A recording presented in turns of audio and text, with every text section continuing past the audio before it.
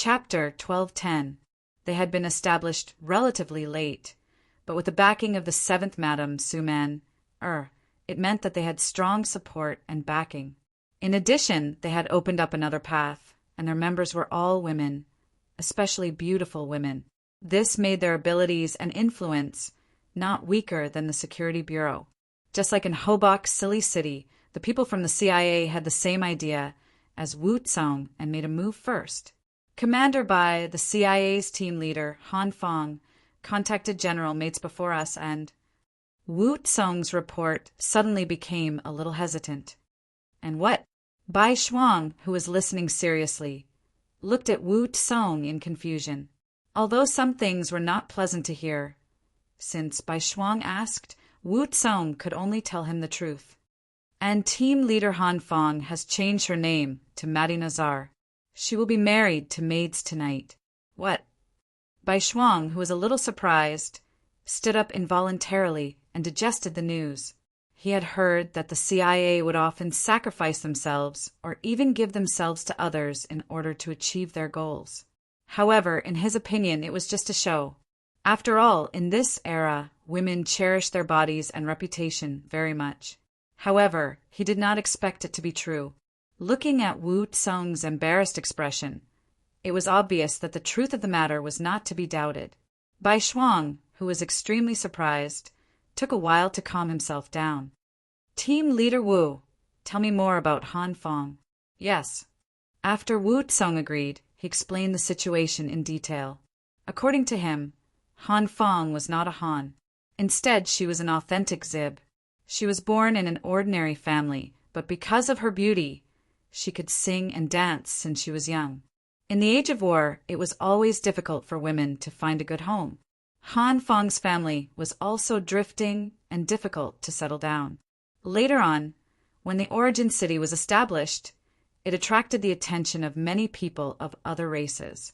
The peaceful living environment, rich material, and cultural life there attracted many knowledgeable people, and Han Fong was one of them. Because of her beauty, when she just turned 18, she was engaged to a new deputy battalion officer in Shishin. Finally, her life was stable. However, the heavens were unpredictable. Her husband actually went to the battlefield and died in the battle with Ili Bali. She once again became a rootless duckweed. Fortunately, the 5-star army took good care of the families of martyrs, so she didn't have to sleep on the streets again. However, the quality of her life was also very different from before. It was at this time that an intelligence agent from the CIA took a fancy to her and recruited her into the organization. Later, with her outstanding performance, she became one of the core members of the organization. This time, when Han Fong heard that they were going to mobilize troops against Ili, she wanted to avenge her husband, so she naturally signed up. Because of her outstanding performance, she was appointed as the team leader. That was how she got in touch with Medes first, but she didn't expect that she would take the risk herself. You said that she is the wife of a deputy battalion commander in the new army. After Bai Shuang heard this, he had a general understanding of the matter. However, when he thought about how this person was a family member of a 5-star army officer, and now, in order to complete his mission, he had to submit himself to the enemy's general, naturally he felt indignant. Yes, Wu Bun answered without daring to conceal anything. How bold of you! Don't you remember what the teacher said? No one can force the families of martyrs to do anything. The CIA dared to do this. Aren't they afraid that the teacher will punish them? At this moment, Bai Shuang was so angry that his face was red. Even if the CIA's backer was the 7th Madam, so what? In Bai Shuang's eyes, he couldn't use the families of martyrs as an excuse. Otherwise, it would make the officers and soldiers very sad. With Wu Tsong's status, he naturally didn't dare to voice out his doubts. 7th Madam was an existence that a nobody like him couldn't afford to offend. If he really said something unpleasant once it spread out, he was afraid that his head would be separated from his body. Not only could he not question it, but he also had to try his best to absolve it. It was not for anything else, but because he had to tell the truth. Commander Bai, I'm afraid it's not what you think. I've seen Han Fong once, and she also took the initiative to tell me that no one forced her to do what she did. Everything she did was voluntary. Voluntary? After Bai Shuang heard this, he didn't understand. I'm afraid she had no choice but to say that. After all, there are some people that a little girl like her can't afford to offend. It doesn't seem like it. Wu Tsong didn't know how to explain it, so he could only say what he felt. He could also see that Bai Shuang was very angry about this matter. This was one of the students that Bugnam of Gojosian valued very much. On the other side was Bugnam of Gojosian's 7th Madam. He couldn't afford to offend either of them. Once the matter got out of hand, he didn't know if others would be in trouble, but it was very likely that he would be the first to be in trouble. After all, he only had the director of the Security Bureau, Yang San, behind him. Not to mention, his identity in the entire Security Bureau wasn't considered an important person. Even if Wu Tsong wanted to protect his own safety, he had to try his best to smooth things over. However, looking at Bai Shuang's angry appearance, he felt that the matter wouldn't be so easy to solve. That's enough.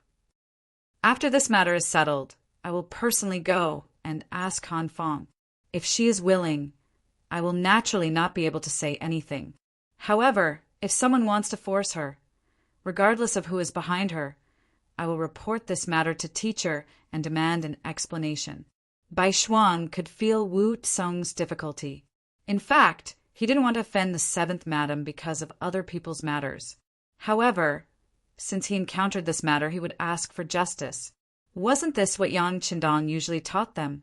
Putting this matter aside for the time being, Bai Shuang asked Wu Tsong, "You're saying that tonight is the day Mediz marries Han Fong? Then he will definitely hold a big banquet."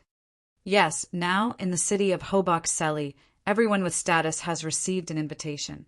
Well, Leader Wu, I'll have to trouble you to get me an invitation too. Bai Shuang nodded, his eyes revealing a terrifying sharpness. He had already investigated everything and had a perfect plan to take action. However, now he had to take action early. He was afraid that if he was late, the martyr's widow would be humiliated. This was definitely something he didn't want to see and couldn't accept. Wu Tsong faintly guessed Bai Shuang's intention, but he couldn't refuse. The orders from above were for him to cooperate unconditionally. He could only sigh in his heart and clasp his fist. Please don't worry, Leader Bai. The invitation will be sent soon. With Wu Tsong's ability and the group under him operating in Hobok Seli for a while, it was just an invitation. It wasn't that complicated. In the afternoon, the invitation was sent to Bai Shuang. Considering that it was a banquet and not a battle, Bai Shuang didn't bring too many people. He only chose 4 elite warriors to follow him. At the same time, after making some arrangements for the people staying in the inn, when night came, he excitedly went to the general's mansion in the city. Mediz's mansion was now brightly lit and bustling with activity. Mediz, who was already in his 40s, already had a main wife and 4 concubines. Normally, there was no need to make such a big fuss when he was marrying a concubine. Moreover, it just so happened that the 5-star army was attacking, so everything should be done in a low-key manner. However, Medina Nazar had requested for a grand celebration. She claimed that she was getting married, and this was the happiest time in a woman's life. Of course, it had to be grand. Moreover, wouldn't such a grand wedding be able to achieve the purpose of consolidating and stabilizing the hearts of the people in the city? Mediz was speechless when he heard that. He thought about it and agreed. Of course, this was also the reason why he was drooling over her beauty. He had been in Ely for a long time and had seen many women, but this was the first time he had seen someone as beautiful as Madanazar. If such a beauty had any request, as long as it was within his capabilities, he would naturally agree to it with a nod. Thus, there was such a lively scene. There were people coming and going in the courtyard of the general's mansion. There were all kinds of people wearing luxurious clothes, chatting in groups of 3 to 5. Bai Shuang, who was dressed like a wealthy merchant, also wore a set of luxurious clothes that the concubine had gotten him as he walked in the courtyard. He had a smile on his face, showing his friendly and amiable side. However, if one were to observe him closely, they would notice that his eyes were always looking into the distance from time to time. That was because he was observing the structure of the houses here, thinking about the best place to strike if he were to make a move. The original plan was to first figure out the military layout in the city, then take control of Mediz. This was double insurance. However, because of the matter with Hanfang, he had to make a move in advance, so he had to be careful. There were more and more people in the courtyard. Roughly counting, there were no less than 300 people, and they were either rich or respectable people. If this was the case, it was likely that almost all the people with some status in the city had arrived. Bai Shuang walked alone in the courtyard, shuttling through the crowd. His eyes even looked at the courtyard to the side. That was where all the followers were staying. As if he was walking casually, Bai Shuang came to a place very close to this courtyard, so that he could send out a signal and lure out 4 elite soldiers to help him. The sky was completely dark, and the auspicious time had arrived. The originally noisy courtyard quickly quieted down. In the direction of the main hall, the 7-foot-tall Mediz finally appeared. Just from his appearance, this person had a tall and sturdy physique, and was also a fierce general. It was a pity that the beard on his face made him look too old. When the bride, Medinaza, appeared beside him with the help of her maidservant, the contrast between the two was even stronger. Chapter 12:11. Ha ha ha! Thank you all for coming. As the host, Mediz laughed heartily. After greeting everyone, he introduced her to everyone. This is my new concubine, Medinazer. Please say a few words to everyone. Aya, the general, is so lucky. The general's charm is amazing. That's why the beauty likes him. The general is very brave. If I were the beauty, I would choose him too. Yes, this is what it means to be a beauty with a hero. I've finally seen this scene, ha ha ha. Immediately, the compliments came one after another. When Mediz heard it, he laughed even more heartily. It was truly a joyous scene. The compliments and boot-licking continued, but soon a sweet and clear voice stopped. Medinazer spoke. Hello, everyone, I'm Medinazer. Thank you all for coming tonight. Thank you. I am, madam. There's no need to be so polite. This is what we should do. Yes, the general protects our safety. Now that he's happy, it's only right that we come to congratulate him. Following that was another wave of disgusting flattery. Mediz did not reject any of it and accepted it all. At that moment, he was very happy. He could not only get the beauty, he could also use this opportunity to receive a big gift. No matter how he thought about it, he was very happy. The flattery continued in the crowd. Someone started to make a fuss and asked the two to drink cross-cupped wine. Cross-cupped wine had long been spread from the great Ming dynasty. This was a new thing that Yang Qindong started, and it was quickly accepted by the crowd. Hearing this, Mediz naturally did not reject it.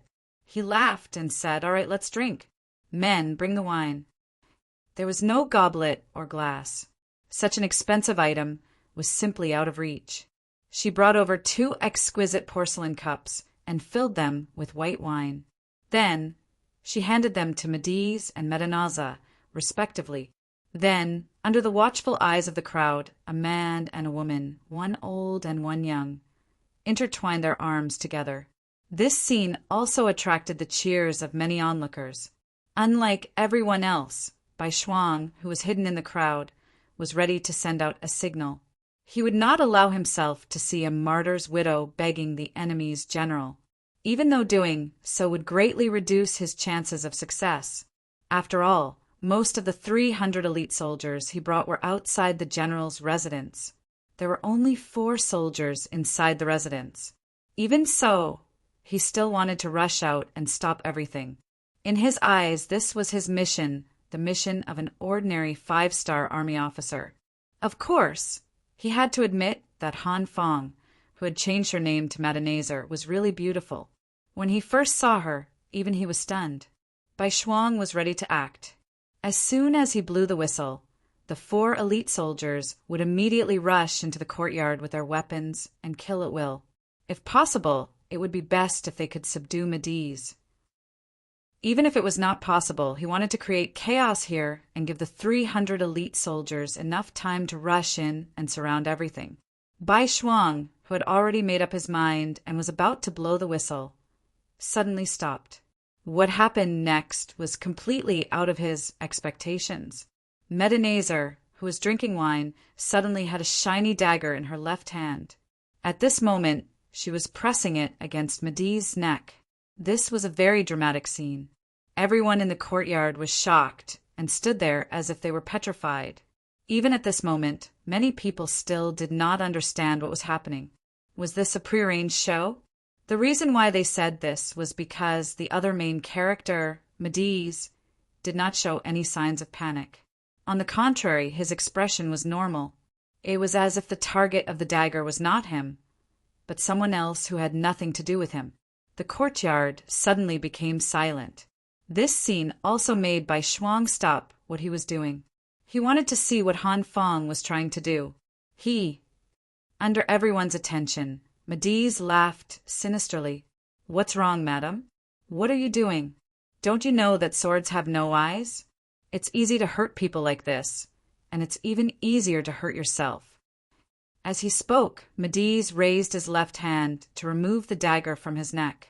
However, at the same time, a pleasant voice sounded. "Don't move. Let me tell you, this dagger has been infected with a strong poison. If you're cut by it, I guarantee that you'll lose your life in an instant. If you want to live, you have to listen to everything I say." Strong poison? Hearing this, everyone in the courtyard could not help but panic. At this moment, everyone clearly saw that this was not a prearranged show. This madam really wanted to take Medeiz's life. They didn't expect that the new concubine, who was supposed to be brought to the boudoir and waiting to enter the bridal chamber, would have such a fierce side. Everyone was shocked, and at the same time, they were even more curious about how General Medeiz would deal with this situation. Strong poison? Maid Sai was surprised, but he wasn't as scared as everyone thought. Instead, he laughed. "Beauty, don't joke with me. Do you really think I'll believe you just because you made up a random reason?" Maid Sai was stunned for a moment, but he wasn't as scared as everyone thought he was. "You don't believe me? Then try it if you can." Medina was very confident when she said these words, giving people a feeling that she was very sure of herself. After hearing this tone, everyone could not help but believe it. Only Medeiz laughed and said, "I don't believe you. Try it if you can." After saying that, he deliberately moved his neck forward and touched the tip of the dagger. The dagger was indeed sharp. With just a touch, it left a bloody mark on Medeiz's neck. This shocked Medina, who was holding the dagger, and she could not help but let go of the dagger. She did not want to take Medeiz's life. At least, she did not want to take his life before she completed the mission. A dead general was far less important than a living general who could listen to her orders. However, the plan could not keep up with the changes. Not only did Medeiz not believe her, he even tried to test the dagger with his own body. At this moment, she was caught off guard. Everything did not go according to plan. She only felt that her mind was blank. In the eyes of everyone, Medina's performance was not a big deal. Instead, they were shocked by General Medeiz's courage. Only Bai Shuang, who was in the crowd, had a bad feeling. This was not the time to be distracted. Just as Bai Shuang was about to warn Medeiz, the moment Medina let her guard down, Medeiz made his move. His right arm that was holding the wine suddenly loosened. When the bowl fell to the ground, his right hand freed up to grab the dagger. The tables had turned in an instant. Medina was stunned, but what she didn't expect was that as the porcelain cup fell to the ground, there was a crisp sound, and nearly 100 Turpan soldiers suddenly swarmed into the courtyard. As soon as they appeared, they surrounded Medenazer and her maidservants tightly. Medeiz, who was already outside the circle, shouted loudly again, "Ha ha ha! You dare to use such a little trick against me? I'm afraid you don't know that I've already replaced the dagger in your hand. Ha ha ha! Do you think I'm a 3-year-old kid who can be easily fooled by you? You said you were born in Hobok Seli. I've already sent people to investigate. There's no such thing. Tell me, why did you lie to me like this? Medee's words left Madanazar's mouth, and she was stunned again and again. Just a moment ago, she thought she was exposed. She thought he knew her identity. But now it seemed that Medes did not know. He only found the problem from her fabricated background. So, it did not affect the overall situation. Although the current situation was very unfavorable for her, Medina wasn't afraid. Even if she died, it wouldn't be considered as a failure of the mission. In that case, she would die a worthy death. Medina's expression gradually returned to normal when she realized that her actions had not spoiled the overall situation. Her voice rang out again, "Medes, you're a scumbag. I'm only here to avenge my personal grudge. Now that you've seen through me, I'll let you do whatever you want to me." As she spoke, Medina purposely puffed out her chest and at the same time removed the veil covering her face. Madanazar was already very beautiful. Even a thin veil was unable to hide her beauty. Now that she was gone, her true appearance was completely exposed to everyone, causing waves of exclamations to erupt from the crowd. Following her action, a commotion broke out in the courtyard. Some of the maids who were pouring wine for the officials and nobles suddenly had short knives in their hands. Then they slashed in all directions, causing chaos. It was obvious that this was Medina's backup plan. The signal to take action was to remove the veil. This scene also caused chaos. Even Bai Shuang, who was in the crowd, was targeted by a maid. However, he did not attack. Instead, he cleverly dodged and used this opportunity to move to the front of the main hall. "How dare you touch my guest? Take her down!" Medee's face turned ugly at this moment. He knew that this woman wouldn't have simply prepared a poison dagger. Now it seemed like he was right. Fortunately, he was prepared. He called over 100 soldiers. When he shouted, the soldiers surrounded the maids in the courtyard. Chapter 12:12. There were less than 10 maids in total, and they were all intelligence agents of the CIA. Some of them were only on the periphery, and their training was limited. The only reason they could create chaos earlier was because of the daggers in their hands. Now that they were facing the Turkmen soldiers armed with spears and swords, they had no advantage at all. They were about to be surrounded. Taking advantage of the chaos, Bai Shuang easily made his way to the front of the hall. He estimated the distance with his eyes, then whistled loudly. With a leap, he landed beside Madanazar. Suddenly, a shadow appeared and landed beside her. Madanazar instinctively wanted to retreat, but at the same time, she heard a soft voice. "Don't panic. I am Bai Shuang, the commander of the 4th Regiment of the 5th Star Army's 1st Cavalry Division. If you want to live, follow me closely." Before he could finish his sentence, Bai Shuang's right hand reached for his waist, and a flexible sword appeared in his hand. He thrust it at Madanazar, who was 2 meters away from him. Although they were both assassins, Madanazar and Bai Shuang were not on the same level. The difference between them could be described as heaven and earth. With just one stab, Madanazar's right arm was injured, and he couldn't help but cry out in pain. Madanazar was a weak woman, and Madanazar was nothing to him. Therefore, he thought he was the safest. He didn't expect Bai Shuang to appear out of nowhere and use such a sharp sword technique. His right arm was injured because of a moment of carelessness. Out of instinct, the injured Madanazar retreated while shouting at the Turkmen soldiers around him. "Men, take them down! Take them down!" Bai Shuang appeared too quickly, and the speed of his sword was too fast, so the soldiers didn't react in time. Now that the general's voice was heard, the ordinary soldiers immediately responded and rushed towards Bai Shuang.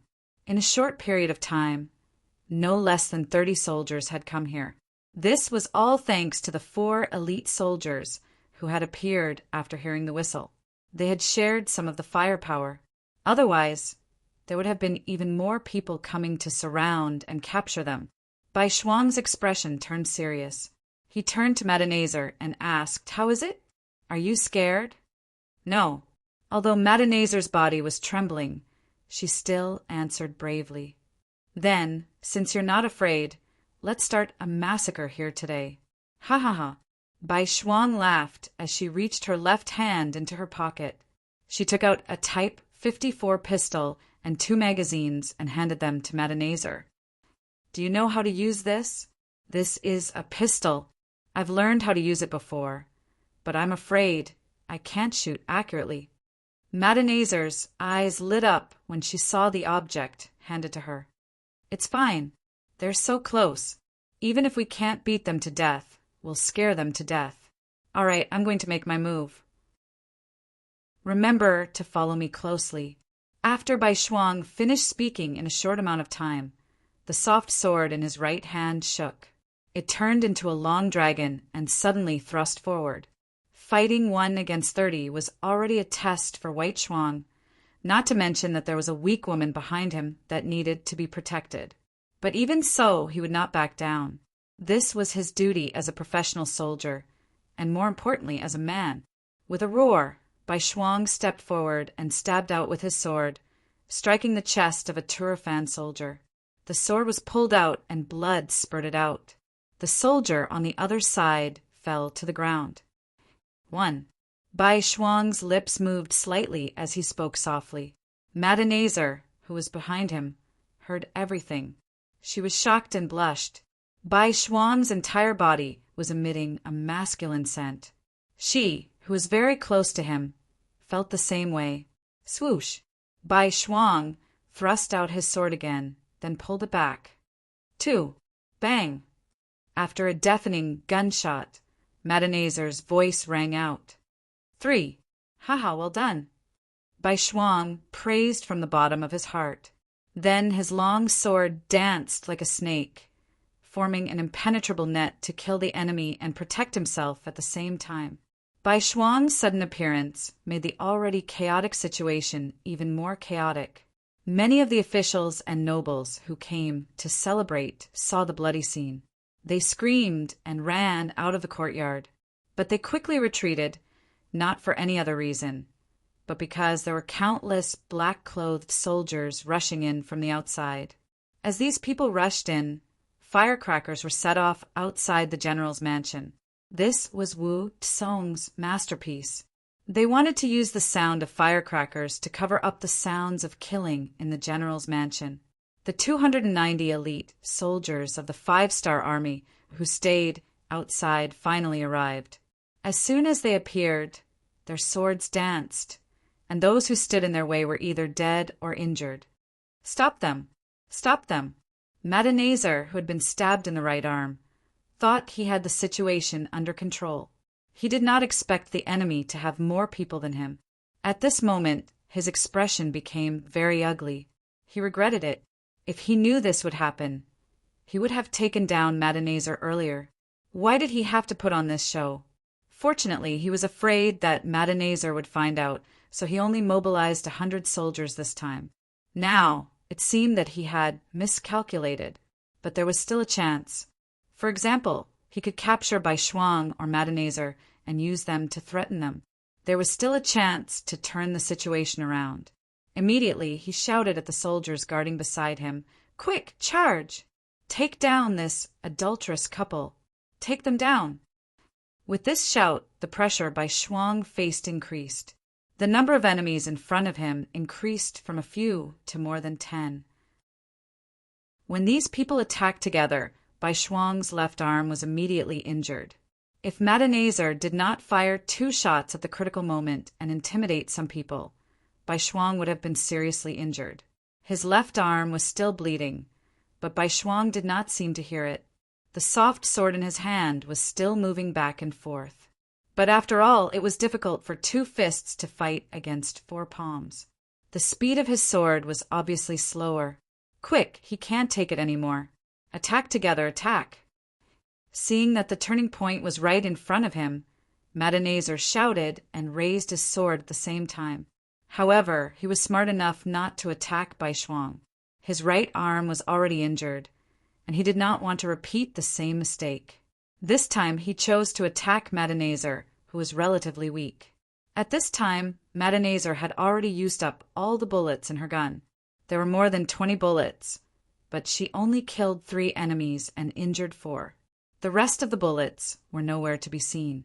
At this moment, she was anxious because she was holding a gun that had no bullets. At this moment, a long sword was thrust at her face. Madenazer was obviously very angry at this moment. He wanted to destroy this woman's face. The long sword suddenly came at Madenazer while she was at a loss. At this moment, when she saw the sword enlarging in her eyes, she instinctively closed her eyes and waited for her death. Get out of the way. At the critical moment, Bai Shuang noticed the commotion behind him. With a loud shout, he leaped backward. The sword slashed Bai Shuang's back, leaving a palm-sized wound. Ah! The pain on his back caused Bai Shuang to let out a muffled groan. All of this fell into Madenazer's eyes as she was pinned under him.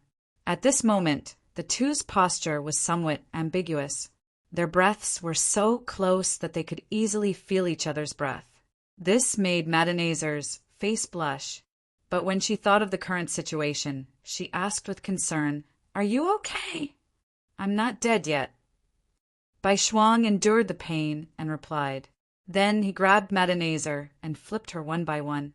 After he did that, he dodged the sword in Madenazer's hand. Madenazer's face was filled with anger after he failed to subdue the 2 of them. He roared and charged at Bai Shuang again with his sword. But as soon as he stepped forward, a soft sword flew at him, forcing him to take 3 steps back to avoid the attack. The soft sword was thrown by Bai Shuang. At this moment, he had no weapon in his hand.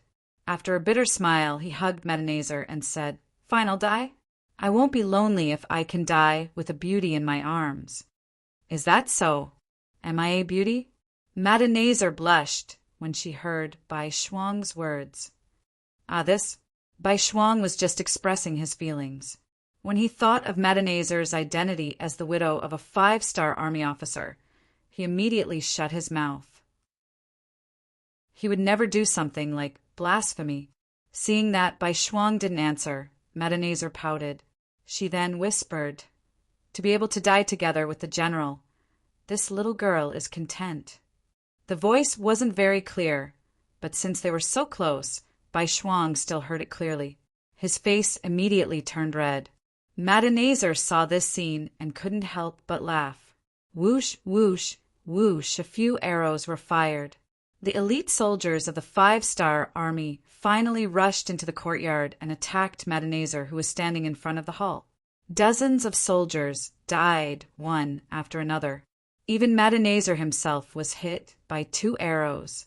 After he fell to the ground, the situation was settled. The inside and outside of the general's mansion were under the control of the 5-star army.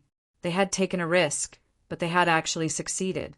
Aside from luck, the most important reason for their success was Madenazer's plan. Her idea was simple. First, she would control Madenazer, then use his mouth to control the upper echelons of the city. Then, she would create chaos from the bottom to prepare for the arrival of the 5-star army. Her plan was generally feasible, but it wasn't perfect. Bai Shuang's arrival helped her perfect everything, making what happened next seem like a miracle. Chapter 12-13. Under the blades of the 5-star army, those who were afraid of death and wanted to live all lowered their heads and promised to cooperate fully. This included General Mediz, who looked very brave just a moment ago. There was no other way. When his sword cut into White Shuang's back, it was so deep that it exposed the bone. Seeing their regiment commander suffer such an injury, the soldiers under him naturally wouldn't be kind to him. They would use whatever method was effective. In just a short while, this general who had lived a comfortable life for many years lowered his head and surrendered. With the help of these high-ranking officers, after their letters were sent to their subordinates through the 5-star army, Hobok's Seri city no longer had any defenses. A bright light shot out from within the city. The 20,000 cavalrymen of the world's 1st Division who had been lying in ambush in the city entered from all 4 sides, achieving their goal of occupying this border city without shedding a single drop of blood. Someone report to the 6th young master that we have occupied Hobok's Seri City without any losses. Next, we will move from the north to the south, leaving the Ayla Mountain Pass and marching towards the capital city of Ili.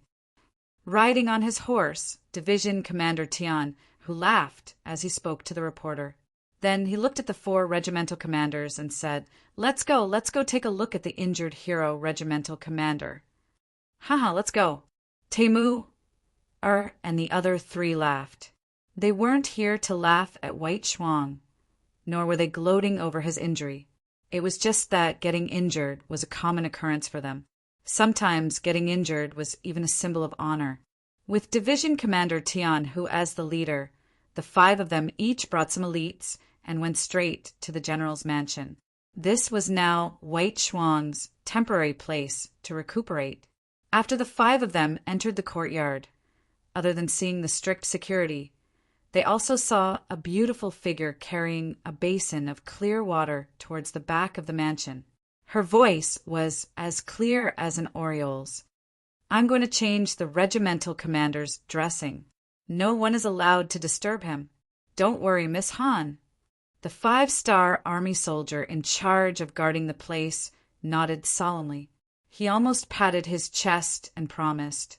Without noticing Tian, Hu, and the others behind her, the woman strode towards the backyard, leaving the crowd outside dumbfounded. This girl's figure isn't bad. I saw her side profile just now, and she's very pretty. Commander Bai is in luck this time. The 3rd commander, Hubo chuckled and said, It's said that beauties love heroes. I've heard that Commander Bai saved a very beautiful woman during this mission. Now it seems like it's true. Sigh, I knew there was such a good thing, so I rushed over. An envious voice sounded. The one who said this was the 5th Regiment Commander Gongfeng, who was also single. Everyone was joking about this matter. Since the woman had said that she was going to change Bai Shuang's bandages and it was not appropriate for others to disturb her, no one would be so bored as to go and visit her now. Using this opportunity, everyone became interested in that beautiful woman, especially Division Commander Tian Hu. In the 5-star army, other than the Cold Vanguard Army, the other armies, divisions, and regiments didn't have political commissars. This meant that the main commander had to take care of all matters. It must be said that Bai Shuang wasn't young anymore. It was about time for him to get married and have children. Tian Hu was very concerned about this matter, felt that the opportunity had come. It wasn't that he hadn't asked Bai Shuang before, and he had asked as both a superior and a friend. However, Bai Shuang didn't give an accurate answer. In his words, the war was urgent and personal matters could be discussed later. However, only Division Commander Tian Hu knew that this was because he hadn't met the right person. Now that there was such an opportunity, he obviously wanted to find out more about her. You, come here. Tian Hu pointed at the soldier guarding the backyard and waved his hand. Division Commander, what are your orders? The soldier had already noticed Tian Hu's group. However, since the division commander didn't ask, they couldn't take the initiative to speak. This was a military rule of the 5-star army. Let me ask you, what is the name of the woman just now? What is her background? What is her identity? Do you know? Tian Hu asked a series of questions the moment he opened his mouth. From this, it could be seen that he was already very concerned about this matter. Reporting to division commander, this woman's name is Han Fong. The soldier, was one of the 4 warriors who followed Bai Shuang. He knew some of the things that he knew more clearly. He immediately said everything he knew. At this moment, it wasn't only Tian who was listening. The other 4 commanders were also listening. When they heard that although this woman was beautiful, she was once the widow of a vice commander of the new army, they couldn't help but shake their heads helplessly. It wasn't that they looked down on widows, nor did they have any thoughts of this woman bringing bad luck to her husband. It was just that she was a military widow. Out of respect, it was clearly inappropriate for her to marry Bai Shuang. So it's like this. After Tian Hu finished listening to the soldier's detailed report, He waved his hand and dismissed him. At the same time, he frowned and seemed to be deep in thought. He said, "Men, send a telegram to the 7th Madam of Crimson City. Ask her about the specific situation of this woman called Han Fong. Send a telegram to the 7th Madam." Tian, whose action caused the other 4 commanders to be shocked. Then the second commander, Lu Duo, kindly reminded him, "Division commander, it's not good to trouble the 7th Madam for such a small matter. Also, this woman's identity isn't suitable for Commander Bai." This so-called unsuitable could be divided into 2 types. The first was out of respect. The second was due to the difference in status. Bai Shuang was the commander of the 1st Cavalry Division. He was also the student of the 6th Young Master. Although he was only a commander, if he left here and became a division commander somewhere else, he would be a great general who could take charge of a region. How could Tian who not understand this logic? However, he still firmly said, "Disturbing the 7th Madam shouldn't be a problem. We're doing this for the sake of fairness. Also, even if we want to give Commander Bai an explanation, there are some issues that need to be investigated. Mango." After a full hour, Han Fong's delicate figure appeared. She was still holding a basin of water, but it was no longer clear. Instead, it was dyed red with blood. When she came out, she saw Tian, Hu, and the others. Although they didn't know each other before, the Major General's star on his shoulder was very eye-catching. Immediately, Han Fong hurriedly knelt on the ground, looking like she wanted to pay her respects. "Miss Han, there's no need to be so courteous. You know that our 5-star army doesn't like this." Tian, who hurriedly spoke out to stop her. At the same time, he sized up Han Fong's body. Then he nodded, looking very satisfied. "Many thanks for General's understanding." Han Fong, who had already changed back to her name, bowed slightly and said with gratitude, "No need to be so polite. Oh right, how is Commander Bai now? Can we go visit him now?" Tian, who finally remembered the important matter, and asked Han Fong. At the same time, he tightly grasped the investigation telegram that he had just received. It must be said that telegrams were very convenient. When the telegram was sent to the 7th Madam, she found out that it was from the 1st Cavalry Division. Naturally, she attached great importance to it. Soon, Han Fong's situation was reported back. Because of this, Tian, who was even more certain of one thing, "Of course you can. Commander Bai's situation is already much better. Generals, please go ahead and visit him." Han Fong said very politely, "Many thanks." Tian, who smiled and cupped his fists.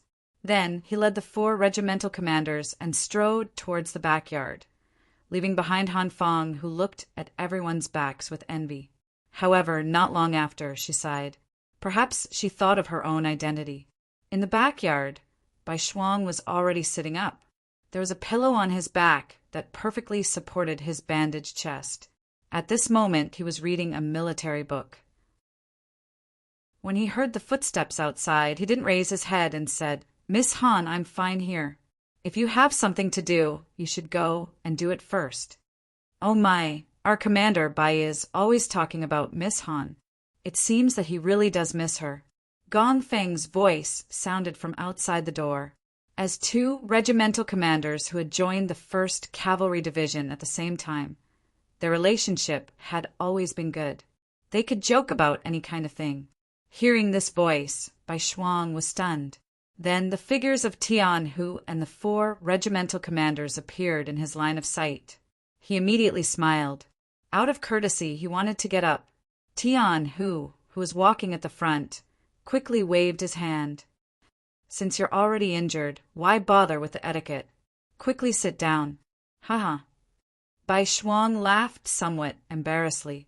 Although he didn't get up, the military book in his hand had already been placed to the side and his body was much straighter. "How are you? Are you all right?" The 5 of them each found a place to sit and asked about Bai Shuang's injury. Bai Shuang, who wasn't injured for the first time, shook his head. "I'm fine. I was just stared at by a mosquito. If there's a mission right now, I can still get on the horse. Forget it. Do you really think that our 1st Cavalry Division doesn't have anyone else? Do you think we need an injured regimental commander to charge into battle?" The other regimental commanders immediately laughed and joked. Although the 6 of them met to visit Bai Shuang, they quickly talked about military matters. Bai Shuang also knew that the 1st Cavalry Division was going to head to the Ala Mountain Pass and prepare to attack the capital city of Ely. Unfortunately, Hobok Seri City needed someone to temporarily guard it until Yang Qindong's troops took over the defense line. As the injured Bai Shuang, he naturally had to take on this task. This was naturally to take care of Bai Shuang. Bai Shuang couldn't say anything about this. What? Were they really going to let him, an injured regimental commander, go with the army? If so, which regiment should he leave behind to guard it? He had just made a great contribution, so he had to give the other regimental commanders a chance to perform.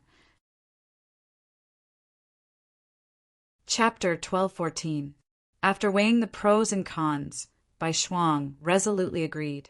At this moment, the other 4 regimental commanders all breathed a sigh of relief. Obviously, they were still somewhat worried that Bai Shuang would disagree. In this way, one of them would have to stay behind. Bai Shuang, you don't have to worry too much. The 6th young master has already sent a telegram. The team sent from the logistics camp of the 1st city has already passed Iji. It won't be long before they arrive at Hobok Seri City and switch with you. Take this opportunity to have a good rest and train the army at the same time. Now that each of your regiments has doubled the number of soldiers, the combat effectiveness must be improved correspondingly. Otherwise, we will fail to live up to the 6th young master's expectations of us. Division Commander Tian, who comforted him loudly. Yes, thank you for your concern, Division Commander and brothers. Bai Shuang smiled. He really wanted to train the army well, especially the army's coordination and combat ability. It was just that they had not had a good rest since the expansion. They could only train during the journey. Now that there was an opportunity, of course, he had to seize it. After they finished talking about the important matters, more than half an hour had passed. There were many things to do in the army. After the 4 regimental commanders looked at each other, they all got up and left. However, Division Commander Tian, who did not leave with the crowd for the first time. Instead, he watched the 4 regimental commanders salute him and leave one by one. When there were only 2 people left in the room, Bai Shuang asked curiously, "Division Commander, is there anything else or a mission?" "There are things and there are also missions. But before that, I want to ask you something first." Tian, who said with a serious face. Bai Shuang's face immediately became a lot more serious. "Yes, Division Commander, please give the order." "Okay." After Tian, who made a sound of agreement, he looked at Bai Shuang, who had a solemn expression, and asked a question that was completely unexpected and unexpected. What is your impression of Lady Han Fong?" Stunned. For nearly 10 breaths, Bai Shuang did not answer. He sat there in a daze, as if he was struck by lightning. It was not until Tian, who coughed softly again, that he seemed to remember something and said, "Division Commander, are you? Did you ask the wrong question?" "I'm telling you, no. I'm talking to you on behalf of the division leader. Be serious." Tian, who also knew that asking him to talk about this issue was a bit too much, but he had no choice.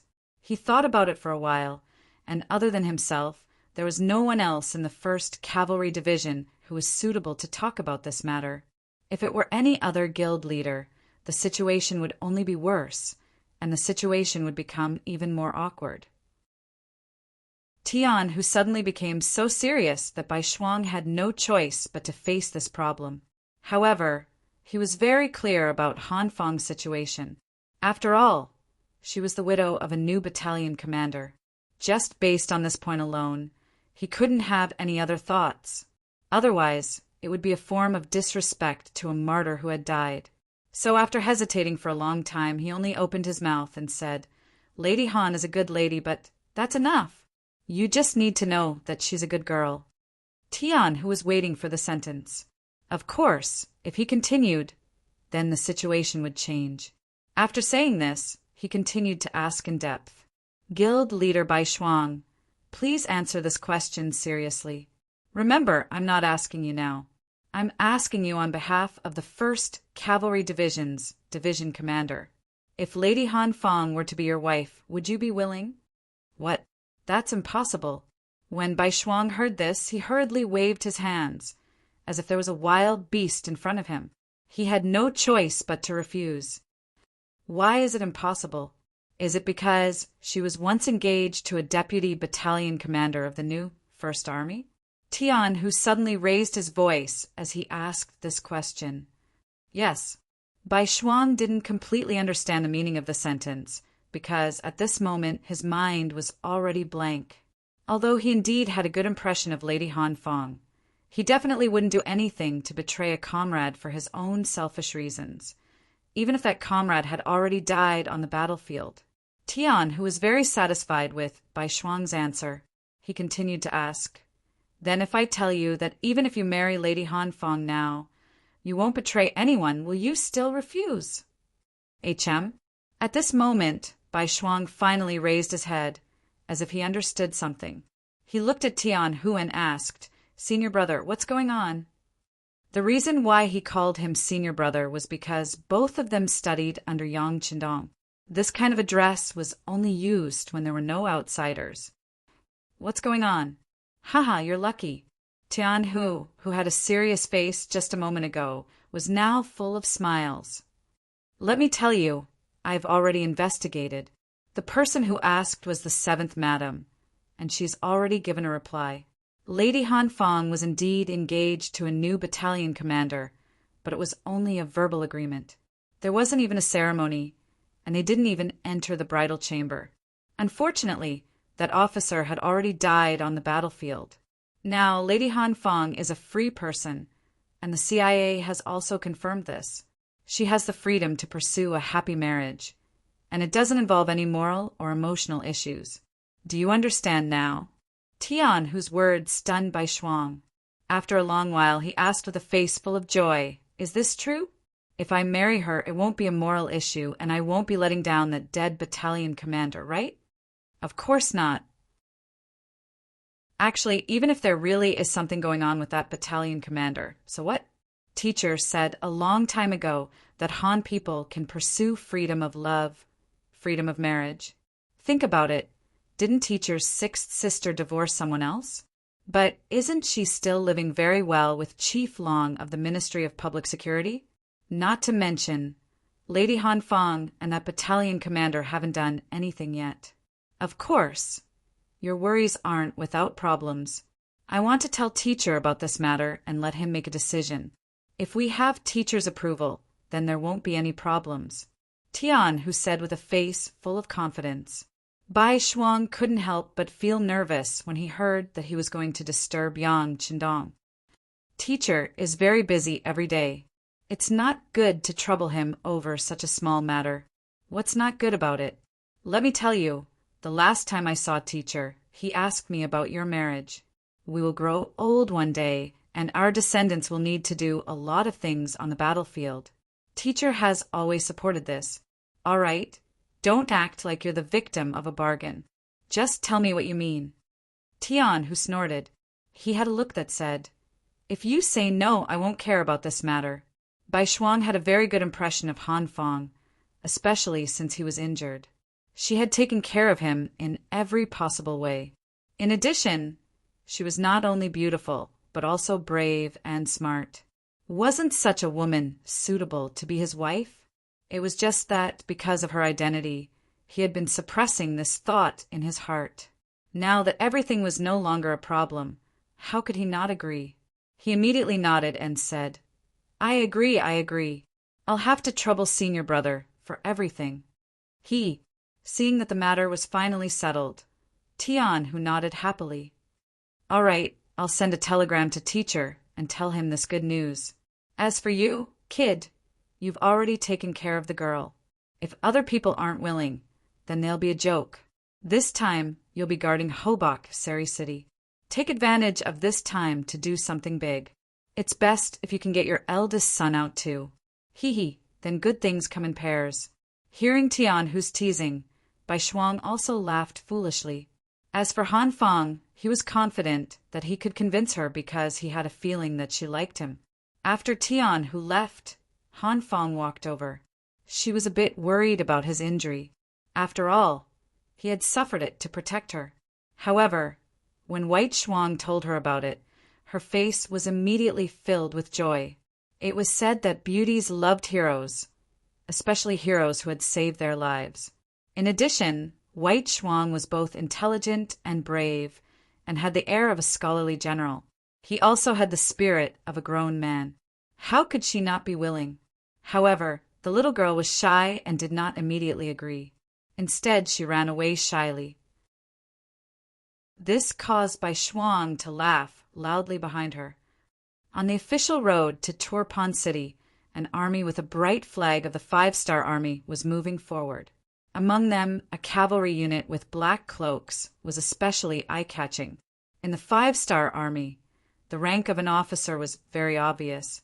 It could be seen from the military rank, and it could also be seen from the cloak that an individual wore. As for the black cloak, it was usually only worn by those with the position of guild leader. The reason why it was said to be a normal situation was because there was something special about it. The black cavalry that protected Yang Qindong could also wear it. There were 2,000 black cavalry soldiers, and they were all wearing black cloaks. The 1,000 black cavalry that had been selected from Crimson City had finally arrived. Among them, Qiu Vi was the captain of the 1st Brigade, Dao Xiao was the captain of the 2nd Brigade, and Ba Daojiang was the vice-captain of the 1st Brigade due to his outstanding performance. Yang Qindong was in this unit. He was riding a white dragon and wearing a golden battle suit, which made him stand out from the rest. Beside him, Beta Persei was wearing a purple military cloak, which was also very eye-catching. Everyone looked at him with envy. Young Master, a telegram from the 1st Cavalry Division. In the carriage behind him, the leader of the telegram team, Wang Shan, sent a telegram to Beta Persei and then handed it to Yang Qindong. Yang Qindong curiously turned around. Didn't a telegram just arrive not long ago? Why is it here again? Chapter 12:15. With a hint of curiosity, Yang Qindong took the telegram. He didn't think that anything would go wrong. With the combat ability of the 1st Cavalry Division and the fact that they had just doubled their forces, anyone who wanted to cause trouble for them would have to be prepared to lose their teeth. After receiving the telegram, Yang Qindong quickly scanned the contents of the telegram. Then he burst into laughter. Hee hee, White Shuang, spring has come. Spring is coming? Beta Persei obviously didn't understand the meaning of this sentence. Yang Qindong didn't explain. Instead, after a moment of silence, he said, "Let Wang Shan send a telegram to the 7th Madam to confirm the situation of a girl named Han Fang. Then send a telegram to Tiger's Mane to understand the specific situation of a girl named Han Fang and the battalion commander. Then report it." White Shuang was an orphan.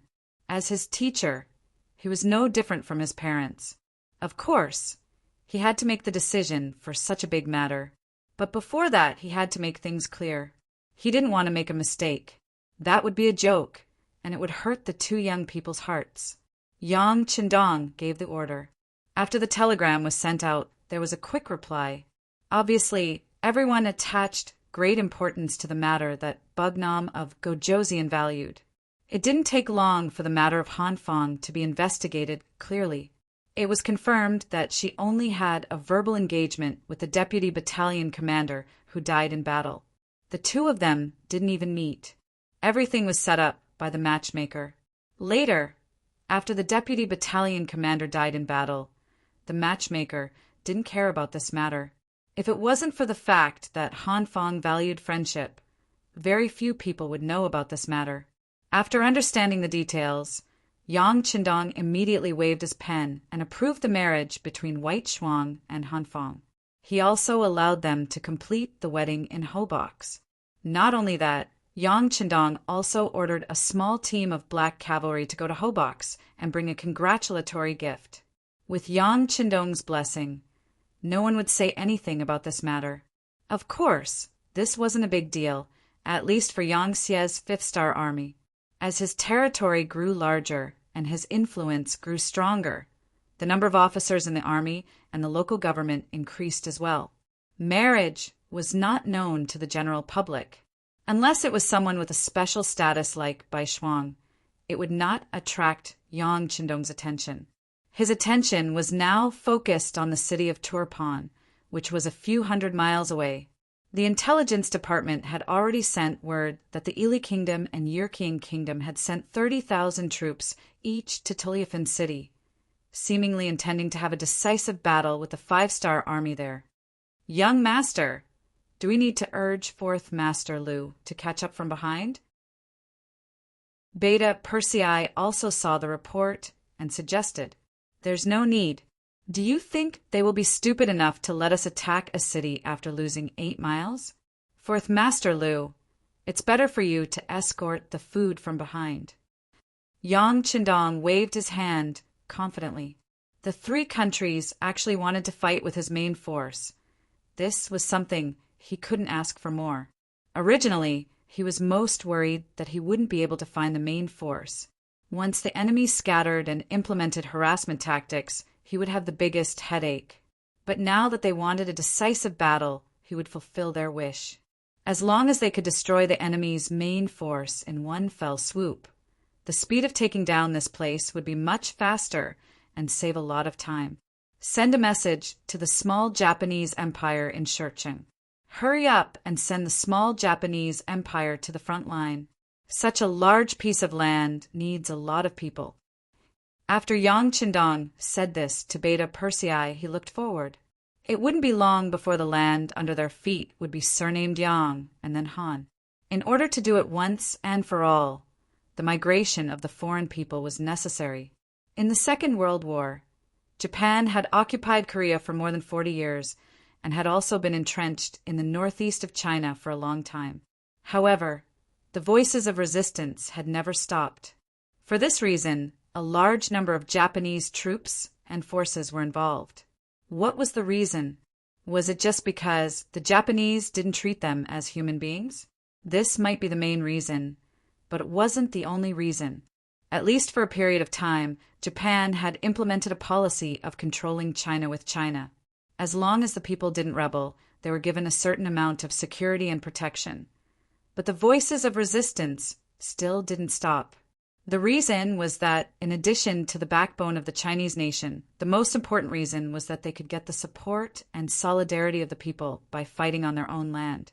With these lessons learned from previous mistakes, Yang Qindong had long adopted an extreme method, which was the migration of the people. When all these people were thrown into chaos and changed to a new place, they suddenly had no brothers and sisters around them, no people of the same race. When they were not even familiar with the land under their feet, the so-called voices of resistance would naturally disappear.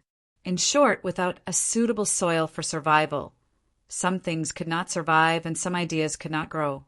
Naturally, in order to achieve such a result, one would need to have a large territory to achieve the goal of migration. Obviously, Yang Qindong had such conditions. Now, in the Ili region, he was using the same method. He wanted to transfer the people from the other provinces to exchange with the people here, to achieve the effect of completely destroying and strangling the will of the people. Conquer the world and let the Han people live wherever there were people. Wherever there were people, the status of the Han people would be the highest, and all the Han people would be proud of their birth. This kind of slogan was not as simple as just saying. If he wanted to carry it out, it would be incredibly difficult. However, since Yang Qindong had brought the modern army here, he naturally had to do something. Even if he could not do it, he would let his descendants do it. In short, this was the goal that he had worked hard for. Looking at it now, the goal was indeed very big, but it was not impossible. Hadn't he already trampled on many small countries and made them part of the Han people's territory? The Navy was also actively making preparations, especially after taking down the Japanese Empire and capturing who knows how many navies. Now, they were very powerful, and it would not be long before they set out to conquer the world. Looking forward to the arrival of that day, Yang Qindong felt that the burden on his shoulders was heavy, but he was not afraid. With a light shout, he rode on the white dragon and led the army straight to Turpan City. Turpan City. At this moment, the whole city was in chaos. People could be seen everywhere on the streets, and from time to time, they would collide with each other. The people were busy moving their valuables out of the city. The soldiers were also busy moving their provisions and military supplies. Everyone was scrambling to get out of the city, as if they would be left behind forever if they were late. In such a chaotic situation, bumping into each other was inevitable. Even if many Turpan people were maintaining order in the city, they still could not alleviate the chaos. How could it be so easy to empty out the capital of Turpan in such a short period of time? Palace. The new king, Hardenbarter, was roaring with a face full of anger. Who was it? Who leaked the news? Investigate, investigate for this king. No wonder Hardenbarter was so angry. He had just made up his mind to withdraw from Turpan City, and the news spread out, causing the people to be in chaos, which affected the withdrawal of the army. The reason why he made this decision was because of the lesson of Don't Lose Eightly. When he learned that the 5-star army had powerful artillery that could flatten an entire city, Hardenbarter knew that the so-called strong city was a joke in the eyes of the enemy. If he still defended the capital, the result would not be much better than Don't Lose Eightly. It must be said that Hardenbarter was worthy of being the king who led the rise of Turpan City. He immediately made a decisive move, which was to withdraw from the city and fight the 5-star army on the grassland. In short, he would not defend the city. Originally, according to Hardenbarter's plan, he would withdraw the army first and then move the people. But for some reason, the news was leaked and now the city was in chaos. His plan to withdraw had to be delayed. After a series of roars, someone immediately went out of the palace to investigate the leak of the secret. But in such a chaotic situation, it was not easy to find out who leaked the secret. Not to mention, the people who leaked the secret were from the Yangtze Intelligence Department. They had strong anti-reconnaissance abilities, so it was not easy to find them in a short time. After venting his anger, Hardenbarter's expression seemed to be better. He looked at Daikon, who was standing in the hall, and waved his hand. "General, how far is the 5-star army cavalry from us?" "My king, the closest is less than 100 miles. Although he didn't want to answer this question, since the king asked, he could only tell the truth. 100 miles? Haha. Hearing this answer, Hardenbarter's expression froze for a moment. Then he sneered. 100 miles, even the elite cavalry would take less than half a day to arrive. How many people and resources can we evacuate? Daikon was also shocked by the speed of the 5-star army cavalry. But as a general, he couldn't be afraid of the enemy. Otherwise, he would be unqualified and incompetent. Even though Daikon had lost a battle, but as a general, he had never lost his character. Seeing the king in such a difficult position, he hesitated for a moment, then steeled his heart and stood out. "My king, I think there is a way. We can stop the 5-star army cavalry. Didn't the Ili Empire and Yirchang Empire each send 30,000 cavalry and have already arrived at our Turpan City? As long as we can work with them, I am confident that we can fight the 5-star army and stop them outside Turpan City." "Oh, really?" Hearing Daikon's confident words, Hardenbarter's eyes were filled with hope. Chapter 12:16. There shouldn't be a problem. Daichin's reply was straightforward, but there was one thing he didn't say. If the 3 armies all listened to him, then there wouldn't be a problem. Good. Seeing how confident Daichin was, Hardenbarter's anger disappeared, and he said, "If that's the case, then I'll order you to talk to them. As long as their request isn't too excessive, we can agree to it." "Yes, Your Majesty. But I think we should continue to evacuate the city. After all, Tulifan City is too close to the 5-star army. No one knows what will happen." After Daichin received the order, he still gave his suggestion to be safe. "Don't worry. This king will not let our people be threatened. In a while, I will give the order for everyone to withdraw to Kalioshi and rebuild the defensive line there." Hardenbarter naturally did not place all his hopes on the coalition forces and had already made preparations for this. After knowing that His Majesty had a backup plan, Daiqin could finally relax. He immediately walked out of the palace and headed towards the alliance camp outside the city. Before, the three countries had sat down together to discuss. In order to deal with the powerful five-star army, they had to unite. The result of the discussion was that if one side was attacked, the other two countries had to unconditionally provide support. It was just that some words sounded nice, like unconditional support. Then, how many people should they send? 100,000 was reinforcements. But who could say 1,000 wasn't reinforcements? The so-called alliance was just to deal with the powerful five-star army. If there wasn't the five-star army, the three sides would still be in a hostile relationship. If they could defeat the five-star army and weaken their allies, this was probably everyone's goal. Because of this thought, Daiqin also knew that it wouldn't be easy to convince the two allied armies to fight the five-star army. Ili sent out 30,000 cavalrymen to assist Tuliafin. The general leading them was Wu Liji, who had fought against the Wuda army and suffered a great defeat. Yirkiang sent out 30,000 cavalrymen to assist Tuliafin. The general leading them was called Alefu. Next, Daiqin wanted to find these two generals. As former opponents, they were naturally familiar with each other. Sometimes they would even work together to deal with the other side. As an acquaintance, the moment they met, Daiqin immediately stated his intentions. "Generals, there's no need to say more about the current situation. The five-star army's target isn't just Turpan. They want the entire region. This time, I hope that we can work together sincerely to defeat the five-star army and protect the safety of the people of the country behind us." Both Uli Ji and Alefu silently nodded their heads in response to such pleasing words. No matter what they were thinking, they had to act as if they were working together. The two of them only nodded their heads. This wasn't what General Daiqin wanted to see.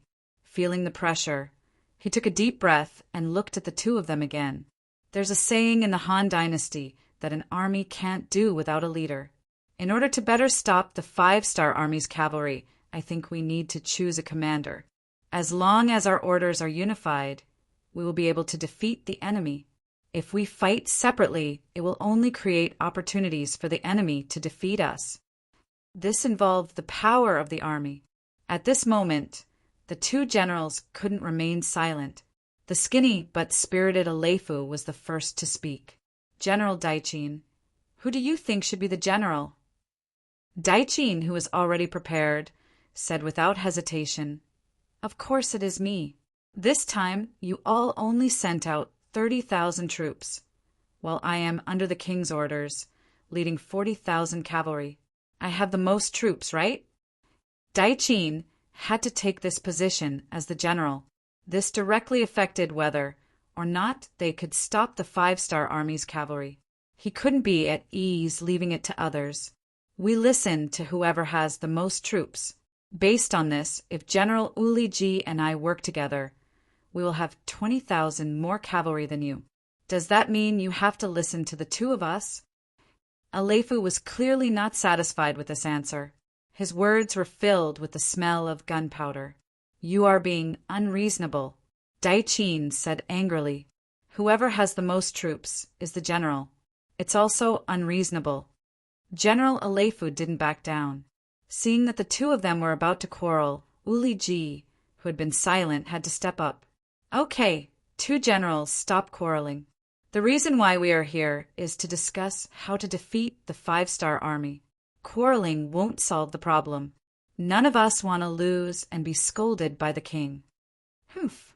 Alefu snorted and turned his head to the side. His actions were just like his name, a naughty child.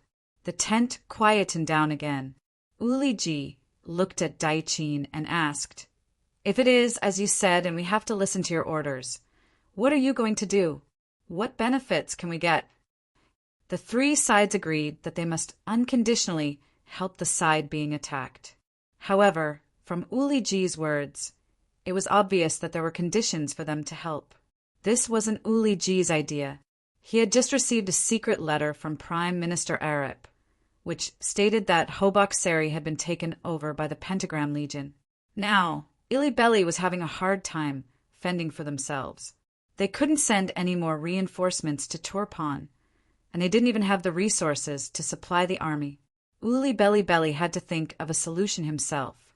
Because he knew this, Uli Ji turned his attention to Daichin and started to ask for benefits. Although Daichin was mentally prepared, he was still somewhat dissatisfied after hearing this. However, the king had said before that as long as the request wasn't too excessive, he would try his best to satisfy it. Thus, he suppressed the anger in his heart and asked, "But what kind of benefits does General Wu Liji require?" This, the most basic problem of food. You guys have to solve it, right? As for the war horses, you know that we came from afar and can't ask for help from the rear. Of course, if you can satisfy these conditions, my 30,000 cavalry will listen to General Daichin's orders. Uli Ji stated his conditions. He had no choice. Prime Minister Arip told him to think of a solution himself. What good ideas did he have? He could only turn his attention to Turpan. It wasn't hard to solve the problem of rations, as Tuliafin had a lot of rations. However, Daichin obviously wouldn't agree to solve the problem of war horses. He shook his head and said, "I can give you the rations, but not the war horses. Our country doesn't have a lot of war horses." Hearing that there was no problem with the rations and hearing Daichin say that there were not many war horses, Waliji knew that there was hope. He immediately smiled. General Daichin's words are wrong. A while ago, when the grasslands were in chaos, the Turfan kingdom, which was closest to them, used a lot of rations to exchange for their war horses. If what I said is correct, there are at least 50,000 war horses in the horse field outside of Turfan. How about this? We won't ask for much. Just 10,000 war horses from each side. Uli Ji was obviously prepared. When Daichin heard these words, his expression changed. 10,000 war horses is impossible. Although we have some war horses, they are prepared for the old soldiers. You know that after the military restructuring in Turpan, there are many retired soldiers among the people. Once they have war horses and sharp sabers, they can become soldiers again. These are fur. Daichin still wanted to continue, but Wuliji interrupted him. 8,000 war horses. No, at most 3,000. 7,000. 3,500. The two generals who led tens of thousands of troops were like two unscrupulous merchants. After a round of bargaining, they finally set the number at 5,000. Since he could get food and 5,000 war horses, Uli Ji felt that he had reached the conditions he was satisfied with. He nodded and said, "Then the 30,000 Ili soldiers I brought will listen to General Daichin." Uli Ji lowered his head. Although Alefu was unhappy, he only had 30,000 cavalry, so he couldn't do much. In the end, he could only agree. Just like that, the Three Alliance Army was formed. They agreed to follow General Daichin's orders to stop the 5-star army at the northeast front line of Turpan. 8 hours later, they had to gather at the designated location. Daichin clenched his fists and left the camp excitedly. He had to report the good news to his king. Only Uli Ji and Alefu were left in the tent. The latter said unhappily, "General Uli Ji, why did I agree to Daichin's request?" "Ha! General Alefu, there's no need to be angry. It's not wrong for us to listen to him. But if his request is a little too excessive, we can still refuse, right?" Wu Liji winked at Alefu and said with a smile, "An excessive order. Oh, ha! Alefu immediately began to laugh loudly. What was too much order? That depended on how he understood it. As long as he was in a bad mood, he could treat any order as too much. After all, they were enemies, so what if he disobeyed? Daiqin naturally didn't know what happened after he left. He excitedly went to the palace and reported what he just said to Hardenbarter. Good, good. Hardenbarter's face was also filled with excitement. General Daiqin, the rest is up to you. As long as you can stop the 5-star army's charge and stop them in the northeast region of Tilifanzai, it won't be long before I can gather the old soldiers again. At that time we will have a strong force and we can launch a counterattack. I will wait for that day to come. Daiqin said excitedly. Chapter 12:17. 70 li outside of Tuliafin City, the new army of the 5-star army was gathering here. More than 30,000 cavalrymen came over, covering the sky and covering the earth. They chose a flat area and started cooking.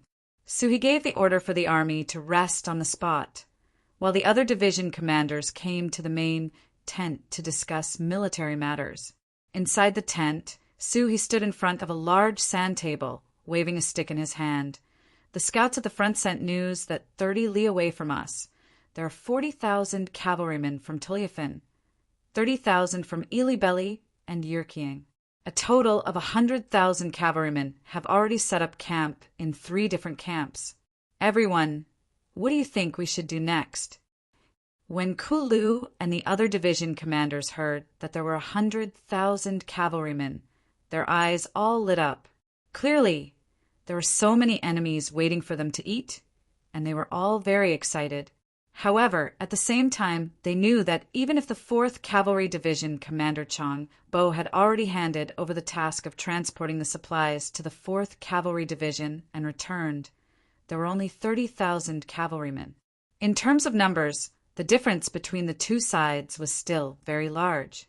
30,000 against 100,000, and the other side came prepared, and they were very familiar with the surroundings. No matter how they looked at it, this battle was not going to be easy. No one immediately spoke. Instead, after a moment of contemplation, the 1st Cavalry Division Commander Kalu asked, "General, where is the Liaodong Cavalry reinforced unit?" "To the west of us, near Tianshan." He looked at Kalu with a gaze full of admiration. He had already sensed something from the sentence. To the west, the ones guarding the west of Tuliafin should be the Yirkiang Kingdom's army, right? Kalu seemed to have thought of something as he spoke. That's right. Does Commander Ku want the Liaodong Cavalry reinforced unit to launch a sudden attack from that direction? He, who had already understood Kalu's intentions, asked with a trace of a smile on his face. The other division commanders' expressions also changed at this moment, and then they began to consider the feasibility of this plan. However, very quickly they all shook their heads lightly. It was clear that they did not think highly of this plan, nor did they have much confidence in it. In reality, everyone knew that the so-called Allied army was only formed because they had no choice but to join forces under certain circumstances. Such an army seemed to have many soldiers and generals, and its momentum was great. However, they also had a fatal flaw, which was that they were not united enough. As long as they found a suitable position, they could completely open up a gap in the shortest amount of time. According to this train of thought, Commander Kulu's decision to choose one of the paths was correct. However, although the idea was good, the difficulty of implementing it was not small. Let's not talk about anything else. Just how strong was the Liaodong Cavalry Regiment? Everyone was not very clear about it. In addition, they only had 5,000 men, but the Yirkiang army on the west side had 30,000 cavalry. Even if their new army could attract some of their attention, it would be difficult to repel them quickly. If they couldn't end the battle quickly, the enemy would react, and they might be surrounded instead. If that was the case, they only had 30,000 cavalrymen.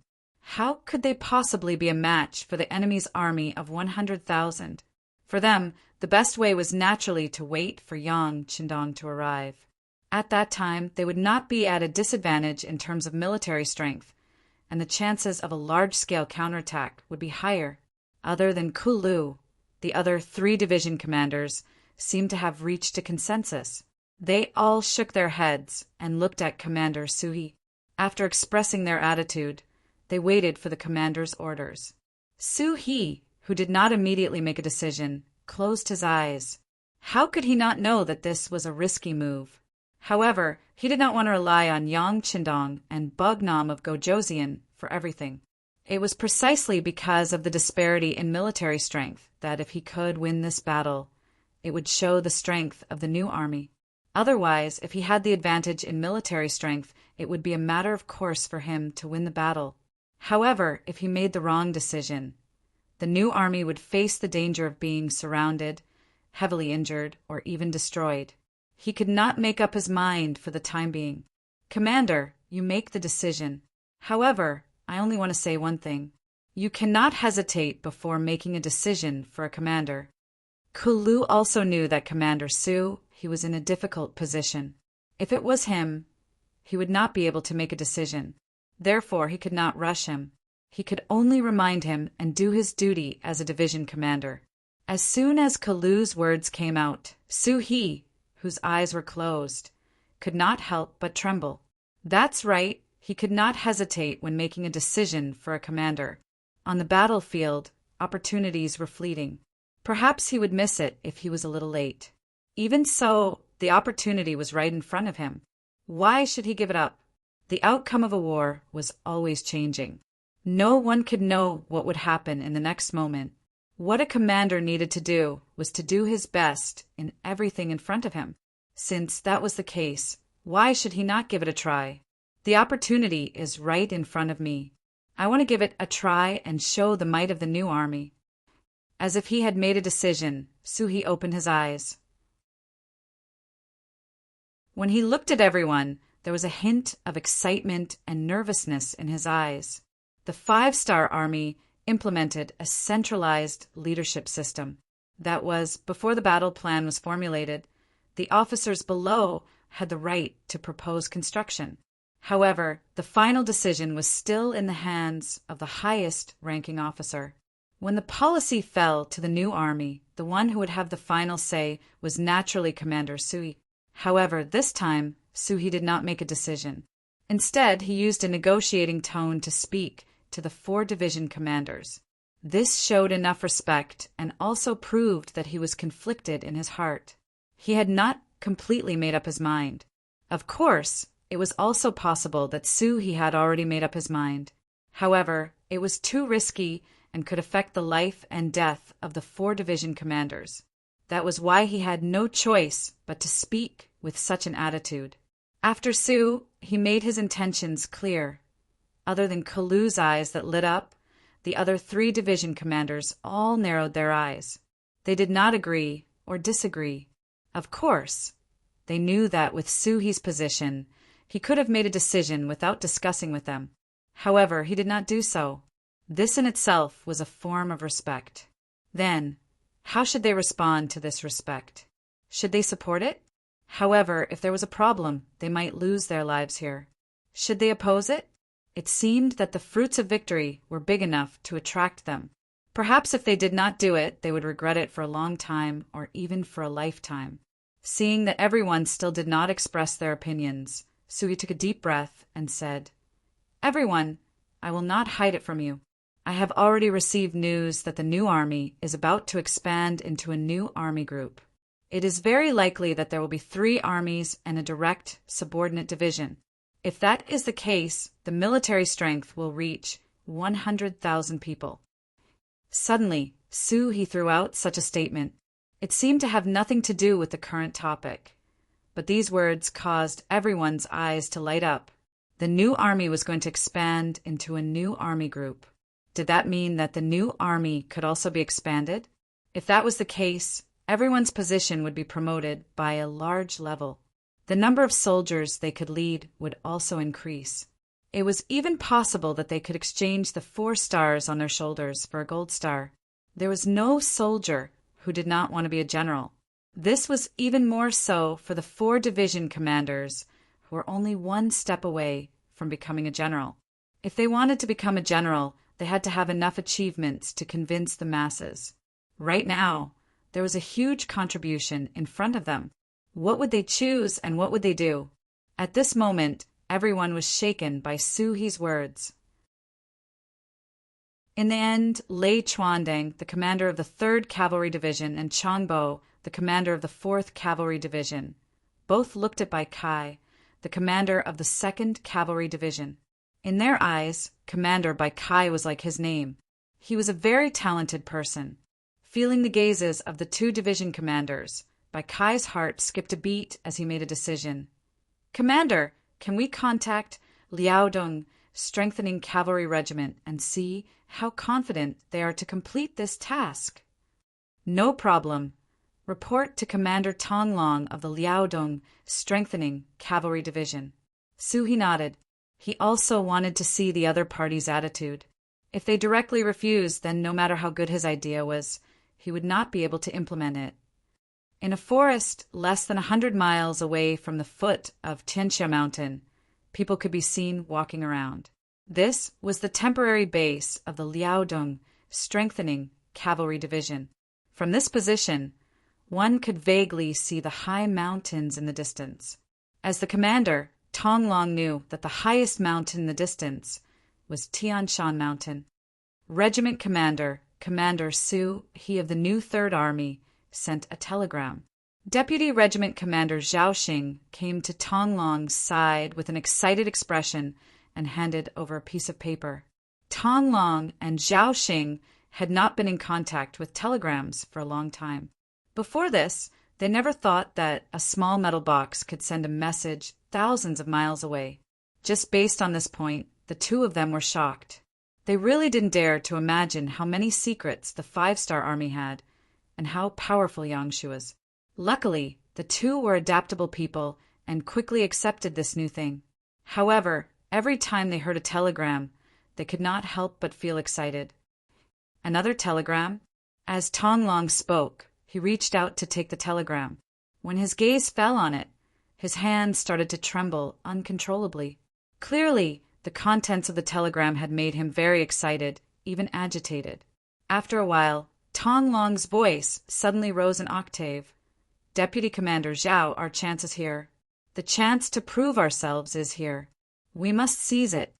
Yes, we must seize it.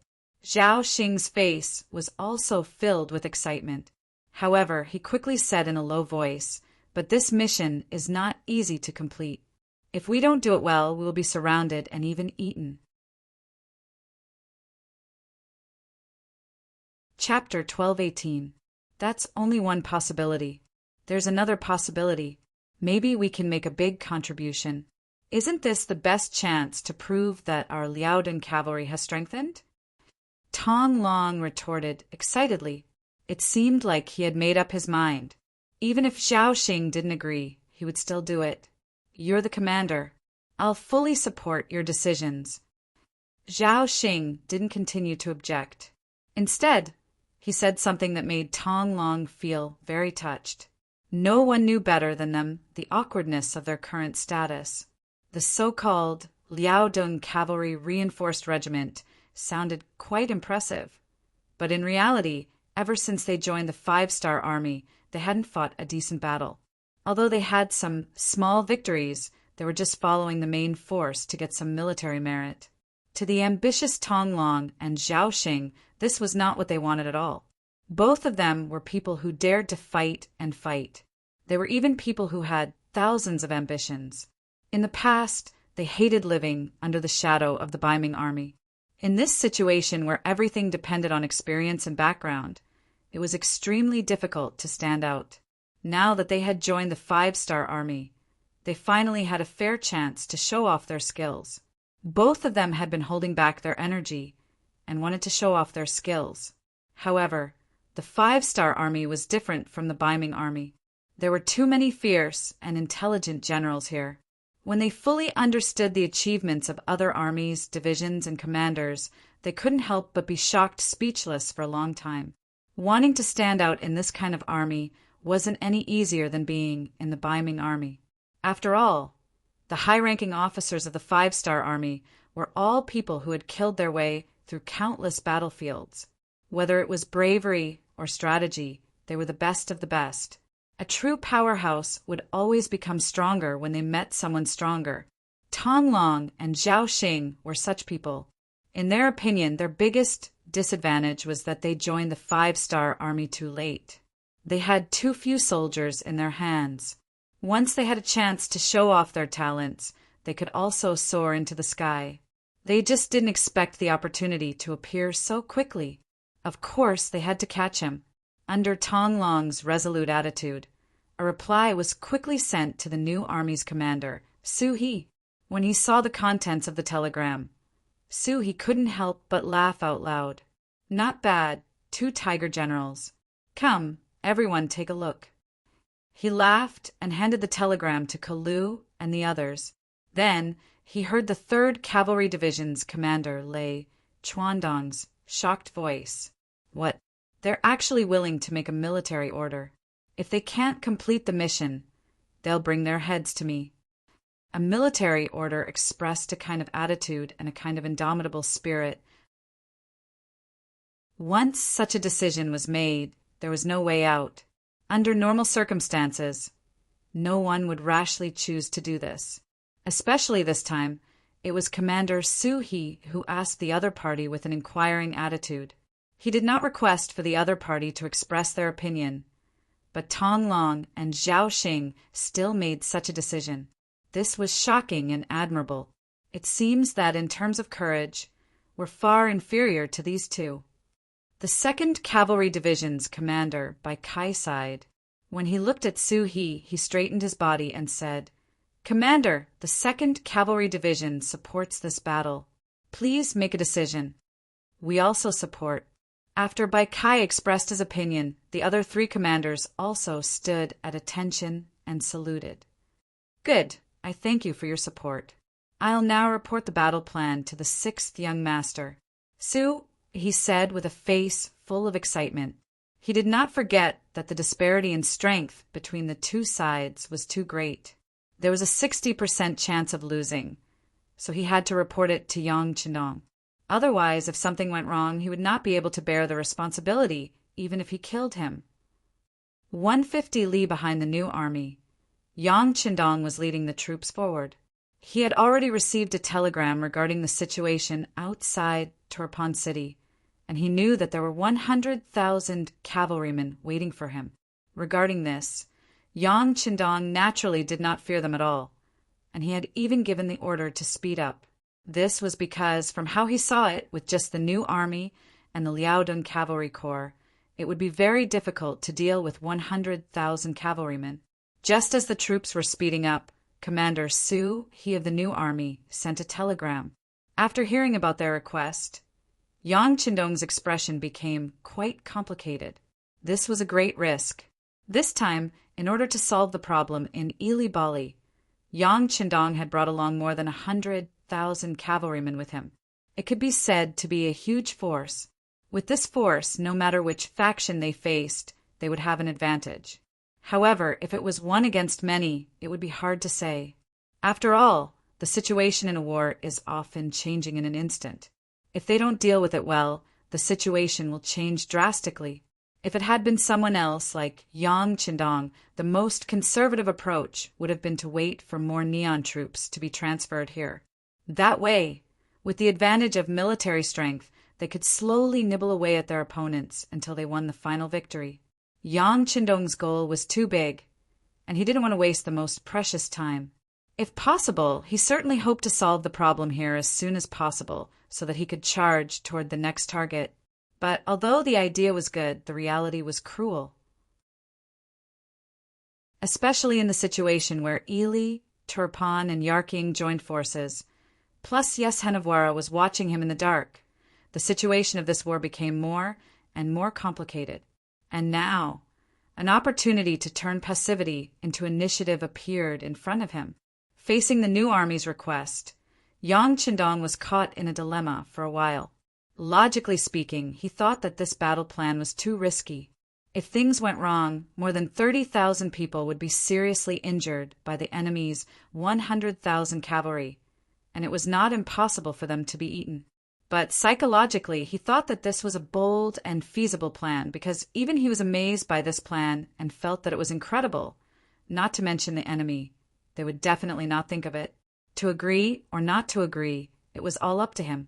Beta Persei, if the reconnaissance group and the light cavalry regiment attack with all their strength, how long will it take to meet the new army? Yang Qindong did not make a decision immediately, but wanted to understand the specific situation first. It will take at least a day and a half. Beta Persei came to a conclusion after roughly calculating the distance between the two sides. A day and a half? Yang Qindong pondered. In other words, within a day and a half, the new army would not receive any military support. Similarly, in a day and a half, the enemy would not make any preparations before the attack. Considering that it would take half a day for the Liaodong cavalry regiment near the Tian Shan mountain to arrive at the battlefield, Yang Qindong could not make a decision for more than a day. Once this time passed, the enemy would be prepared, and the chances of winning would only be lower. With less than 40,000 cavalry against 100,000 cavalry, and an opponent who was very familiar with the environment, Yang Qindong decided to think about whether he should agree to this battle plan or not. Riding on the stable white dragon, Yang Qindong fell into a state of meditation with his eyes closed. At this moment, in the new army's general tent, several division commanders were anxiously pacing around. For hours had passed since the telegram was sent, but the reply telegram still had not arrived. No one had any idea whether to fight or not. At this moment, they were all gathered around Su He, waiting for orders. What does the king mean? If you don't agree, you should at least tell us so that we can let the soldiers rest. Division Commander Lei Chuandang of the 3rd Cavalry Division was an impatient person, and he was the most talkative at this moment. Division Commander Lei, calm down. The king's thoughts and decisions are not something that subordinates like us can guess. It is also not something that we can recklessly guess. Division Commander Bai Kai of the 2nd Cavalry Division kindly reminded Lei Chuandang. Oh, yes, yes. Lei Chuandang's expression immediately became a little ugly. What was he doing just now? Was he questioning Bugnam of Gojoseon? When he thought of what he had done, he was shocked. In the 5-star army, Yang Qindong's prestige was so high that no one was allowed to question him.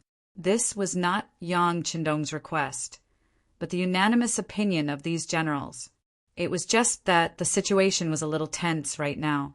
If it was any other time, Lei Chuandang would have dared to say such words. Perhaps there would be no need for others.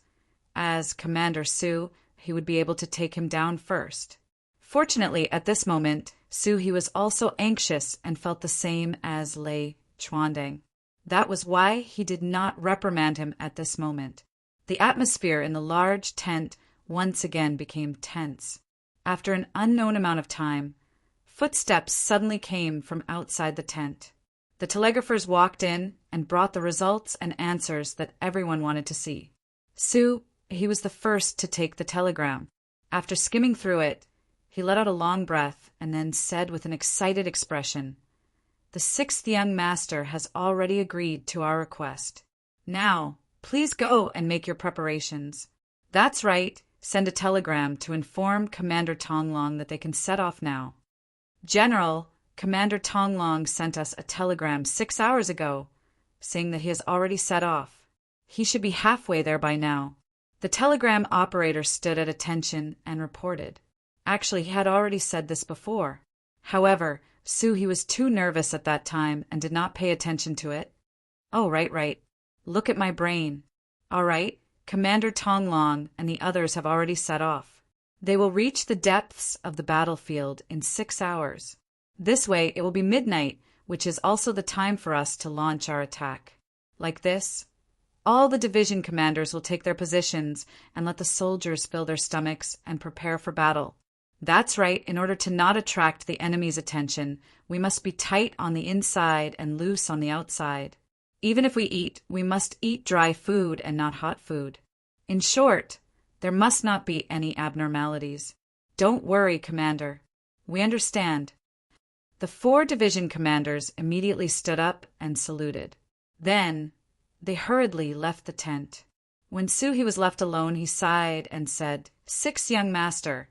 Just wait for the news of our new army's victory."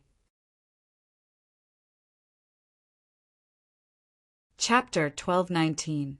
The sky gradually darkened. After the commotion during the day, Turpan City gradually calmed down.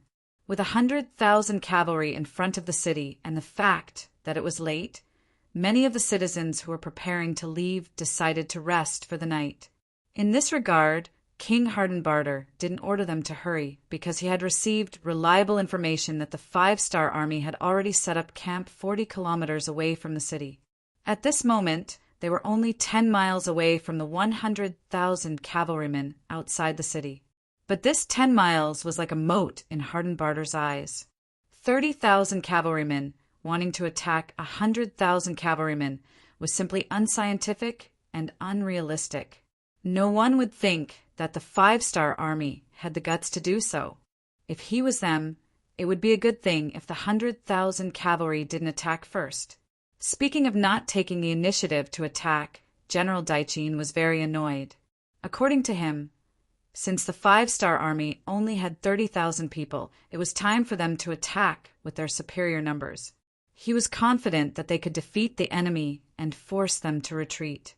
However, when he explained the situation to Uliji and Alefu, he was met with unanimous opposition. As reinforcements, they were only here to help evacuate Turpan City. They weren't here to attack the 5-star army. In their eyes, the best result would be for the 5-star army to retreat in the face of their 100,000-strong army. They would be able to force the enemy to retreat without shedding a drop of blood. It would be better than a chaotic battle where both sides would suffer losses. The internal disagreement caused General Daichin to lose a chance to attack first. They didn't know what kind of disaster the loss of this opportunity would bring them. Bastards, a group of short-sighted people. They will be punished sooner or later. Daichin angrily returned to his tent with a face full of anger. After getting angry, Daichin didn't have any better ideas. No matter if it was Uliji or Alefu, they weren't his subordinates. If the enemy attacked, it would be fine. In order to unify the command, they would listen to his orders. But now, asking them to attack was indeed a bit too much. All right, then let's wait.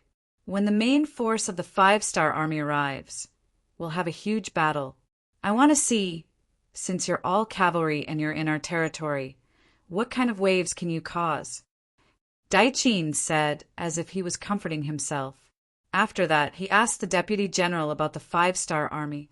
He heard that the 5-star army had also entered a period of quietness after nightfall. It seemed that they had also entered a period of rest like him. However, before waiting for the great battle that might happen the day after tomorrow, he also gave the order that other than the necessary guards, everyone else could also rest. Just like what Yang Qindong and Suhi thought, no one would think that they would attack at this time before the army was fully assembled. It was because of this that it had the effect of catching them off guard. At this moment, in the new army's camp, all the cavalry were waiting in the dark. He was clad in armor and had a sharp scimitar in his hand. Beside him were war horses, wrapped in thick cotton cloth. Even these war horses had muzzles on their mouths to prevent them from making any noise. Waiting, silently waiting.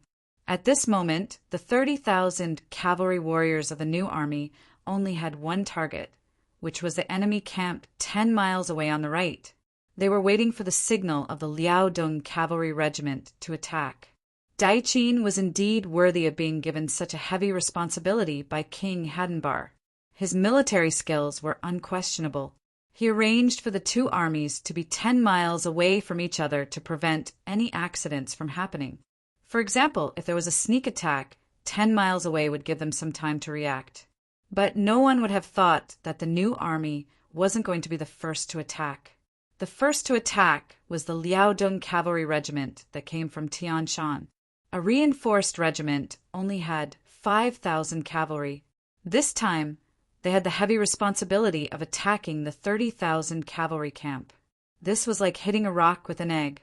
If possible, he didn't want to give such an order, but everything was for victory. In order to win, he had to do this. I only hope that Tong Long's regiment doesn't disappoint. Also, send out the order. Once the divisions and regiments notice that the enemy camp is in chaos, they must attack immediately. He looked into the distance and was worried for Tong Long's reinforced regiment. But now that the order was given, all he could do was enter the battlefield as quickly as possible to reduce the pressure on the enemy. Late at night, the wind was cold. After a long journey, the Liaodong cavalry finally arrived at their target. Order everyone to rest for an hour and replenish their food. Regiment commander Tong Long let out a long breath. After rushing all the way, they finally arrived.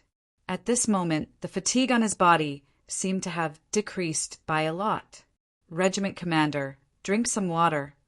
Zhao Xing came over and handed over a leather bag filled with water. Thank you. Tong Long took it without any hesitation. Then he gulped down a few mouthfuls of the wine and murmured, satisfied. Regiment commander, I'll charge at the front. You just need to stay behind. Zhao Xing came with a purpose. How can I do that? Tong Long rejected without even thinking about it. Then he patted Zhao Xing's shoulder and said, I appreciate your kind intentions, but how can I change my plans so easily? But Zhao Xing tried to persuade him, but you're the regiment commander. Our Liaodong cavalry regiment can do without anyone but the regiment commander. Bugnam of Gojoseon also said that unless it's necessary, we're not allowed to go to the front lines. Seeing that Zhao Xing was still trying to persuade him, Tong Long patted his shoulder and said, Now is a critical time. You should know how much pressure our regiment is under. Plus, in terms of martial arts, you're not as good as me. You have to admit that. Tong Long was a famous general in the Liaodong region. Compared to him, Zhao Xing's skills were second-rate. His advantage was that he was smart. Now that Tong Long pointed it out, he knew that there was no point in saying more. Okay, I can agree with the regiment commander going to the front lines, but you have to be careful. If there's any danger, retreat immediately. If you're not here, our Liaodong cavalry regiment doesn't need to exist anymore. Don't worry, I know what I'm doing. Tong Long laughed. But no matter how you looked at it, it didn't look like he knew what he was doing. Zhao Xing could only sigh and walk towards the soldiers beside the regiment commander. Since he couldn't order the regiment commander, he could only think of a way from these soldiers. The Yirkiang tribe on the left side of the camp, near Tianshan, was very quiet. Compared to Daiqin's anger, Aleifu was in a good mood.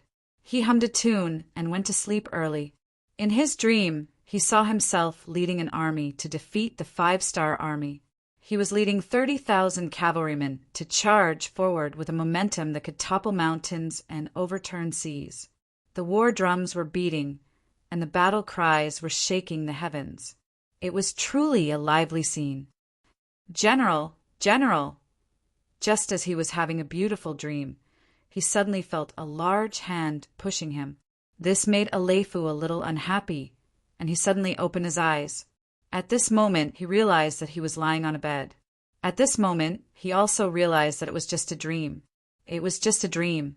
Just as Aleifu was about to let out a sigh of relief, he suddenly revealed a shocked expression. No, if it was a dream, then why was it so clear? Now that he had opened his eyes, why was there still the sound of iron hooves? What was going on? Before Aleifu could ask, the soldier that woke him up said, General, enemy attack, enemy attack. The deputy general has already led the troops over. What? Enemy attack? Aleifu immediately sat up from the bed. At first, he was confused. After a few breaths, he reacted and asked, How could it be an enemy attack? The 5-star army only has 30,000 cavalry. Would they dare to attack us? Also, the Turpan cavalry is in the middle of the army. Shouldn't they be the closest to the 5-star army? Did they already retreat? It was because his tent was right next to the Turpan cavalry camp. If the 5-star army wanted to charge over, they would have to pass through that barrier first. Alefu was caught off guard, and now that he heard that there was an enemy attack, he naturally felt helpless. No, General. The 5-star army isn't the 5-star army from the front. They came from Tian Shan. The bodyguard didn't know how to explain. He could only tell what he knew and what he saw. Not the 5-star army from the front. Could it be the main force of the 5-star army is here? Oh, right, how many people are there? Alefu thought of a terrifying possibility. The sky is too dark. It's impossible to see. There seems to be a lot of people. They came from all directions, and their battle cries shook the sky. Because of the sky, visibility was limited. The soldier didn't know the details and could only answer based on his own guesses. When he heard that there were a lot of people, Alefu's face became very ugly. If both sides were to fight head-on, he wouldn't be afraid of anyone. But now that he wasn't on guard at all, he didn't know how much fighting strength the army could bring out. The soldier was still waiting for the general's orders. No one knew how bad the situation outside was. Perhaps if they delayed for a second, they would lose a lot more men. Looking at the general, he seemed to be in a hopeless situation. The soldier suggested, "General, we can ask the Turpan army for help. This time we are here to help them. They have the duty and responsibility to help us." Chapter 1220. Oh, yes. Quick. Send someone to ask General Daichin for help. Quick. At this moment, as if he had just woken up from a dream, Alefu shouted loudly. Then, the sound of hurriedly putting on armor rang out in the tent. Outside the tent, the sky was filled with flames, and the sounds of people shouting and horses neighing could be heard.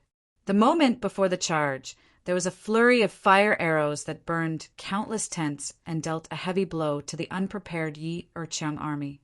Taking advantage of this chaos, Commander Tong Long took the lead and charged into the enemy's camp. With a swing of his sword, he beheaded 2 Yi Erqiang cavalrymen who were charging towards him. His bravery gave the 5-star Corps cavalrymen behind him a boost of morale, greatly reducing the Yi Erqiang cavalrymen's morale. Who dares to sneak into the camp? You're courting death. The deputy general appeared. As Alefu's deputy, he wasn't so careless. Even when he slept with his clothes on. This allowed him to react in the shortest time possible. Once the deputy general's roar sounded, the Yi Erqiang cavalrymen who ran out of the tents couldn't help but be delighted. Everyone seemed to have found their backbone and began to hold their weapons, looking for war horses and preparing to counterattack. I think you're courting death. Tong Long, who had just killed 2 people, heard the deputy general's roar and his eyes lit up. Although he didn't know the identity of the other party, his intuition told him that the person in front of him should be someone important. With his status, killing such a person would give him a sense of accomplishment and cause a heavy blow to the Yi Erqiang army. His legs clamped onto the horse's body, and Tong Long rushed out. Along the way, he killed several people and rushed in front of the deputy general. "Watch my blade." The deputy general was shocked by Tong Long's speed and anxiously slashed out with his blade. Tong Long, who was already prepared, just leaned to the side on his horse and dodged the slash. Then, the saber in his hand slashed towards the other party's waist. The saber borrowed the horse's momentum, and with just one slash, there was a piercing sound as the saber and the armor came into close contact. He relied on the armor to protect his life. Even so, there was still a bloody wound that was half the length of an arm on his body. Pain enveloped the deputy general's entire body. He forced himself to take a deep breath and turned around to leave. The facts had already proven that he was no match for General Lai. He was seriously injured in just one move. If they continued to fight, he would lose his life here. There was nothing shameful about running away when they couldn't win. However, it would weaken their morale, especially when 2 armies were fighting. As a general, such an action was likely to lead to the collapse of the army. However, at this moment, in order to save his own life, the deputy general didn't think so much. He just wanted to rush out and find a place to heal himself. However, this idea of his was destined to never be realized, because Tong Long had already locked onto him with his first strike. After the two of them passed by each other, Tong Long turned his horse around. Seeing the scene of the deputy general fleeing, a murderous intent flashed in his eyes. He put away his saber and took out his strong bow from his back. With the help of the light from the torches around him, an arrow quickly left the bowstring and shot towards the unsuspecting deputy general. The sound of the arrow piercing through the air rang out. If it was just two people fighting one-on-one, the deputy general would definitely be alerted. However, the entire camp was in chaos now. How could he care about such things? The deputy general was only trying his best to escape on his horse and leave this place. Whoosh! The long arrow pierced through his body. Under the powerful force, it pierced through his chest from his back. The deputy general felt a sudden, heart-wrenching pain in his body. Then his head drooped and his hands lost strength. He fell from his horse, head to the ground. One saber and one arrow took the life of the deputy general. Tong Long's bravery was indeed not to be underestimated. After killing the deputy general, he laughed and put away his strong bow. He picked up his curved horse and shouted loudly, "Your general is already dead. Why don't you surrender?" This shout was as loud as thunder, and the sound spread far and wide. Deputy Commander Zhao Xing, who was leading 1,000 cavalrymen as the reserve camp, was currently leading them in shooting arrows that were lit on fire. His mission was very simple.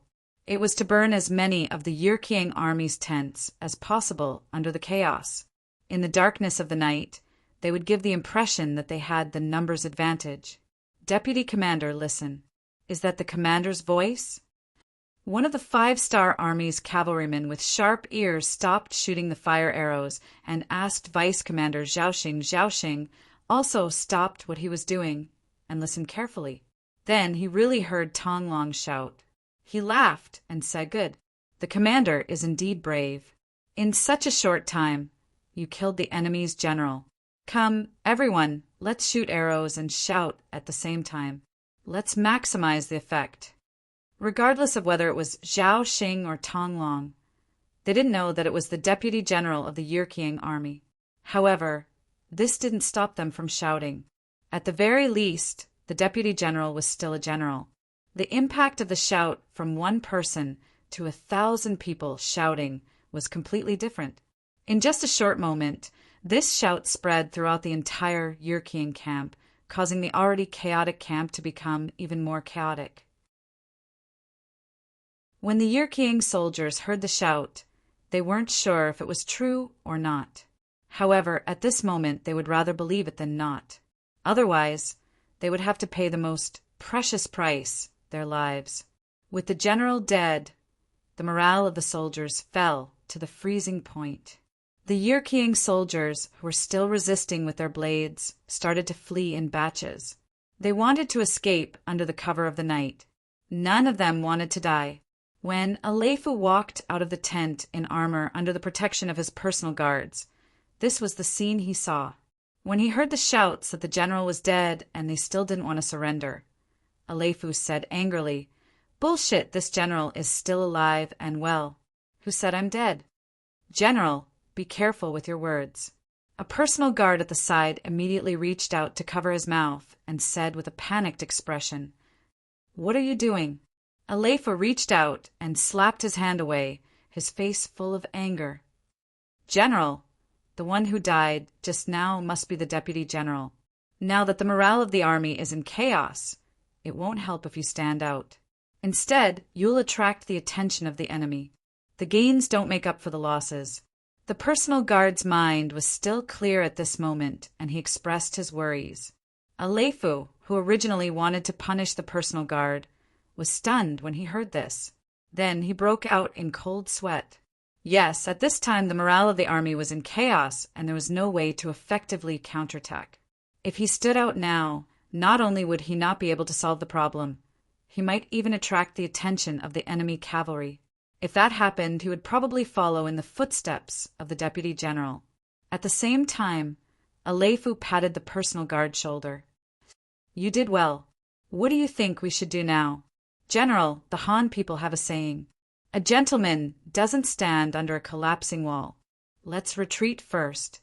As long as we're here, there will be a day when Dongshan rises again. This personal guard was indeed somewhat knowledgeable. It wasn't easy for him to say such a thing at this time. These words were to Aleifu's liking. He immediately nodded. You're right. How about this? We'll retreat immediately. As he spoke, Aleifu even took the initiative to take off the armor he just wore. Clearly, he didn't want to expose himself because of this set of clothes. However, what happened next proved that Aleifu was thinking too much, because from start to finish, Tonglong didn't have the intention to kill him. Their goal was to create chaos here and force Yi Erqiang's cavalry to retreat. Then they would attack the Turpan cavalry in the middle of the army. Yes, this was the true goal of the Liaodong Cavalry Corps. After suffering once, General Daiqin became much more careful in his actions. Even if the 5-star army didn't make any moves, he still arranged for many soldiers to be on guard. This was to prevent the 5-star army from launching a sneak attack. For this reason, he sent out hundreds of cavalry scouts, but the result was exactly the same. It was impossible to break into the battlefield from the front, which was guarded. This was also why the new army didn't attack first.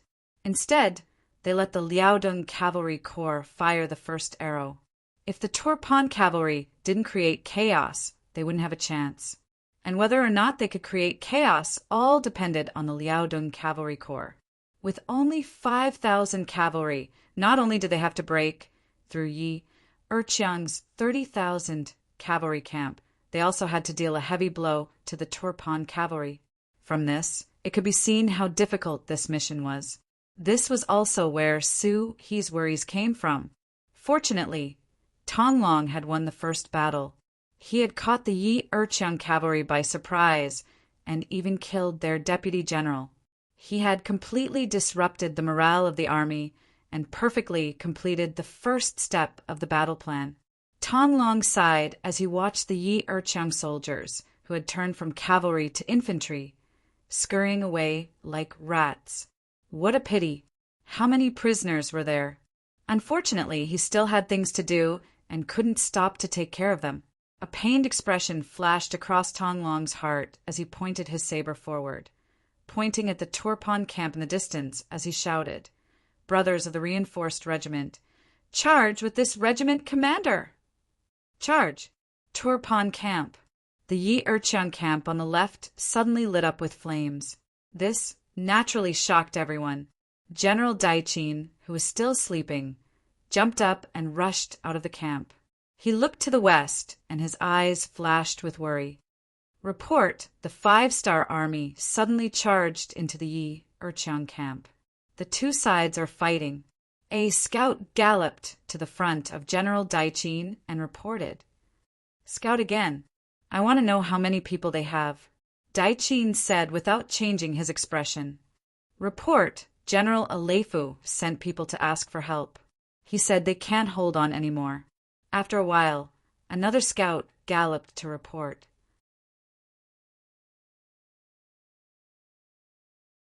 Chapter 1221. Anger flashed across Daiqin's face. The 30,000 cavalry couldn't hold on anymore? In his opinion, this was simply because Astral didn't want to resist and didn't want to fight head-on with the 5-star army. It was just a way to preserve his strength. Even if we can't hold on, we still have to. Ignore them. Daiqin snorted coldly. How could it be so easy to win without putting in any effort? Daiqin believed that even if the 30,000 cavalry met with a sudden attack, it would only be a temporary panic. As long as they stayed true to their hearts, they would be able to quickly turn the situation around. There was nothing to be worried about. What he was worried about was the fact that he didn't understand. Who were these 5-star cavalry that suddenly appeared? How many people were there? How did they appear on the west side without anyone noticing? The answer to this question was quickly revealed. This was because Tong Long had already led 4,000 cavalrymen towards the Turpan camp. Because there were already scouts keeping an eye on the situation, the moment Tong Long and the others made their move, they were immediately discovered by the scouts of the Turfan army and reported back. On the way back, they met some Turpan cavalry who were guarding the front. When they heard that someone was coming from the side, they immediately went up to meet them. On the battlefield, there was a saying that the commander's orders were not to be given out. Now that the 5-star army was right in front of them, the Turpan cavalry in charge of guarding the front couldn't just sit there and do nothing. In reality, even if they didn't meet them, Tong Long would have brought his army over. This was his important mission. Good timing. Seeing that the enemy was about to meet them, Tong Long laughed loudly. Then, with less than 4,000 men, they charged straight at the 3,000 cavalry. With the advantage in numbers and imposing killing intent, both sides left behind many corpses and blood after just one clash. The enemy is so strong, request for reinforcements. In the same clash, the Turpan general, who had lost hundreds of cavalrymen, sensed an immense sense of danger. As he swung his saber through the air, he yelled loudly to the soldiers beside him. The personal guard turned around and rode away. Not long after, a group of 3,000 Turpan cavalrymen who were also tasked with guarding the defensive line arrived. As they left, the Turpan defense fell into a weakened state. The new army scouts who were in charge of understanding the situation shot out a signal gun into the sky. A bright red light shot into the sky, appearing so eye-catching and bright in the silent night. Let's go! In front of the new army tent, General Su, he finally received the signal to act. He immediately roared, and the 30,000 5-star army cavalry charged out like a pack of wolves. However, unlike before, they didn't shout.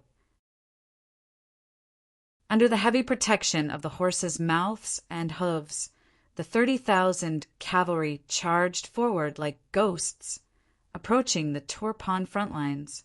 It was only a distance of 10 li. The new army cavalry, who were prepared, only took 5 to 6 minutes to charge out. However, these 5 to 6 minutes were like torture for the Liaodong cavalry regiment. General Daichin, who had been injured once, was very careful this time. Just the cavalry at the front of the camp alone numbered 15,000. They were split into 5 groups, each of which was 3,000 cavalry. When Tong Long brought the 4,000 cavalry and charged in, a total of 3 groups of 9,000 Turpan cavalry entered the battlefield. With double the number advantage, they quickly surrounded the Liaodong cavalry regiment.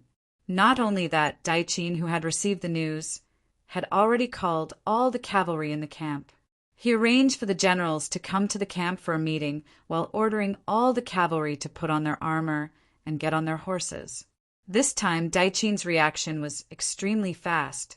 Even though he hadn't seen through the 5-star army's plan of attack, he relied on his advantage in numbers and made up his mind to take down the thousands of 5-star army cavalry that he had surrounded.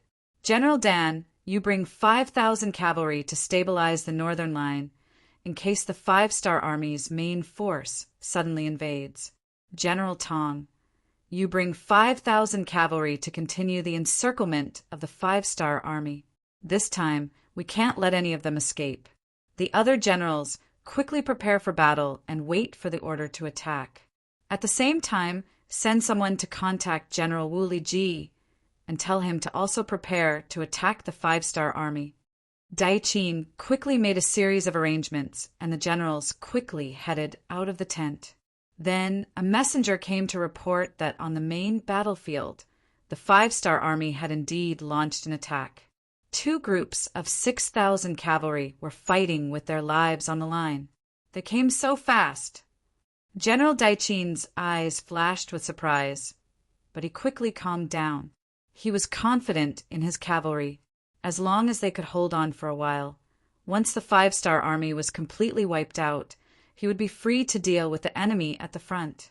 At that time, with the help of the 30,000 cavalrymen from Ely, a beautiful counterattack wouldn't be a problem for them to achieve victory. At this time on the main battlefield, the intense battle had just begun. The new army was already prepared. Under the cover of the night, they were only discovered when they were a mile away from the Turpan cavalry. Then, both sides first engaged in a battle of long-range archery. After both sides suffered casualties, the close combat battle began. On the side of the new army, the one in charge of the vanguard was the new army's 1st Cavalry Division's commander, Kalu. To be able to become the commander of the 1st Cavalry Division, Kalu's strength was obviously above normal commanders. This time he was the vanguard. It could be seen that he had high hopes for him. Therefore, in the first charge, the 1st Cavalry Division fully displayed their ferocious momentum. At one point, they fiercely suppressed the 2 battalions, 6,000 Turpan cavalry, and forced them to retreat. When they gained the upper hand in the first battle, and the situation was better than he had expected, he was both excited and worried. He was excited because the number of enemy cavalry was less than he had expected. He originally thought that with the strength of the Liaodong Cavalry Regiment, after messing up Yi Erqiang's cavalry camp, it would be good enough to attract the attention of the 2 Turpan cavalry units. Now, it seemed that the effect was even better. They actually attracted a total of 3 units. This reduced the pressure on him on the battlefield by a lot, allowing him to complete his mission better. He was excited. What he was worried about was that the Liaodong Cavalry Regiment, which only had 5,000 people, was surrounded by enemy cavalry several times their number. Every minute was torture. If they couldn't meet up with the enemy, they wouldn't be able to hold on for long. Attack with full force. No matter what, we have to open up a bloody path to meet up with the Liaodong Cavalry Division. Kalu rode on the horse and constantly observed the situation in front of him. He sent an order to the messenger beside him. Before the order was given, another cavalry scout ran over. Before the person arrived, his voice was already loud. Division Commander, the Turpan cavalry has increased. 5,000 cavalry are coming towards us. 5,000 cavalry are going to the left flank. What? Hearing the Turpan cavalry's quick reaction, Kalu's face became a little ugly. The enemy's quick reaction obviously increased the difficulty of the following plan. Narrowing his eyes, Kalu quickly suppressed the nervousness in his heart. After forcing himself to calm down, he suddenly shouted. Men informed the 1st Captain Wu Ba to go and rescue the 1st unit of the Liaodong Cavalry Regiment. In short, even if you have to use your body, you have to create a way out for me. The 1st Regiment Commander Wu Ba, as his name suggested, was abnormally tall and sturdy. He weighed no less than 80 kilograms, and his body was 8 feet tall, 84 meters tall. Logically speaking, this kind of weight wasn't suitable for cavalry. This was because the problem of weight would inevitably increase the burden on the warhorse. However, Wu Ba was tall and agile. Later on, he was specially recruited to be a member of the cavalry. Because of his size, his warhorse was also specially allocated and belonged to the very tall category. At the same time, Wu Ba was also a subordinate that Kalu admired very much. At the time, he was the 1st Regiment Commander of the 1st Cavalry Division. This time, Kalu sent him to reinforce the reinforced regiment. This was enough to prove that he valued this ally very much. The moment Kalu gave the order, the other officers from the division headquarters were all stunned. One of them said with a face of worry, "Wu Ba is leading the main force of our 1st Cavalry Division. Now, there are still 5,000 Turpan cavalry coming at us. Why don't we send other regimental commanders to rescue the reinforced regiment?" Other regiments. Who's up to the task? Kalu asked without any explanation. Then he shook his head and said, "This division commander knows what you are thinking. With Wu Ba gone, the pressure on us will definitely increase. However, This division commander still has to do this. When we came here, the division commander gave an absolute order that the reinforced regiment must be rescued. They are risking their lives for us.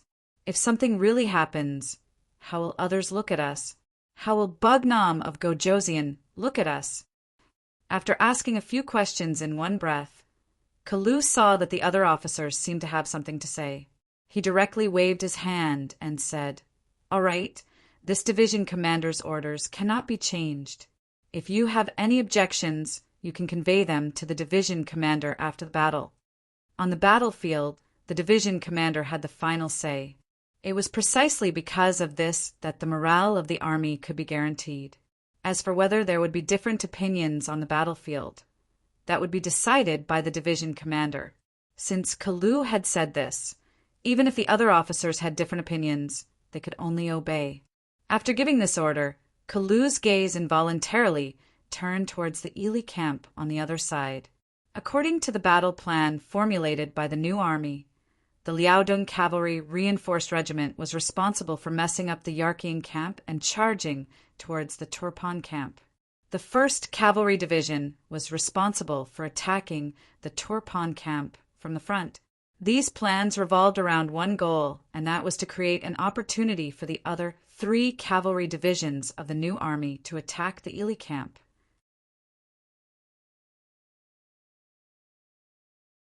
Chapter 1222. Since it was an allied army, the most important thing was the alliance. If this alliance could be broken, the 3 allied armies would become 3 isolated armies. At that time, the 5-star armies would be able to attack whoever they wanted to attack when faced with their weakened enemies. Breaking the alliance naturally became the most important issue. After the discussion, the new 3 armies set their sights on their old rival, the 30,000 cavalrymen of Li Bao. The reason why they chose them was because they were the closest to Baiming. If they attacked from there, they wouldn't have to worry about enemies suddenly appearing. Secondly, they had defeated the Ely cavalry before. They knew the strength of the 5-star army. With this shadow, they would have a higher chance of defeating them. That's right, defeating them, not defeating them. Rather than injuring 10 fingers, the new 3rd Army would rather lose some soldiers and horses. This time, they wanted to deal a heavy blow to Li's 30,000 cavalrymen. Only then would they be able to defeat the so-called Allied army. It had to be known that not long ago, the 1st Cavalry Division had taken over Hobok, Seli City. It was equivalent to cutting off the Ely cavalry's retreat to the north. If they heavily injured the Ely cavalry here, they would definitely become very obedient. When they couldn't even take care of themselves, the so-called Allied army would collapse on its own. Just as Kalu was looking at the Ely cavalry camp, the new army's commander Su, he was leading 3 cavalry divisions to surround the Ely cavalry division. Relying on the concealment of the horses' hooves and mouths, when the 3 cavalry divisions suddenly appeared in front of the Ely cavalry camp, it gave Wuli Ji a big fright.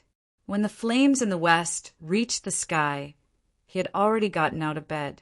He put on his armor and began to gather the troops. Following that, news spread that the 5-star army had begun to break through the enemy and attack the Turpan cavalry camp. When he received this news, Wuli Ji's heart was sweeter than honey. In his eyes, the situation was very clear. This time, the 5-star army's target was definitely Turpan and Yarkine. He could stay out of it and watch it all as a bystander.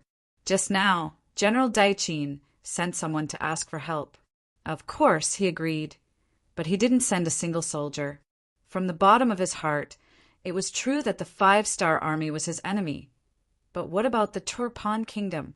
Wouldn't it be great to be able to sit on the mountain and watch the tigers fight? Wouldn't it be great to be able to reap the benefits while the 2 enemies fought? He wasn't stupid enough to immediately send troops to help Turpan. Of course, due to their relationship as allies, he would definitely send out his troops. However, he had to grasp the timing well. He had to wait until the Turfan army could no longer hold on before he made his move. This way, he would be able to deal a heavy blow to the 5-star army and also gain the reputation of saving the Turfan army. Wouldn't it be the best of both worlds? Wuli Ji had fought with the 5-star army before, and even attacked the first city with the Wara. He was much clearer about the strength of the 5-star army compared to the other two countries. This was an opponent that wasn't to be trifled with. They were well equipped, and their soldiers were well trained.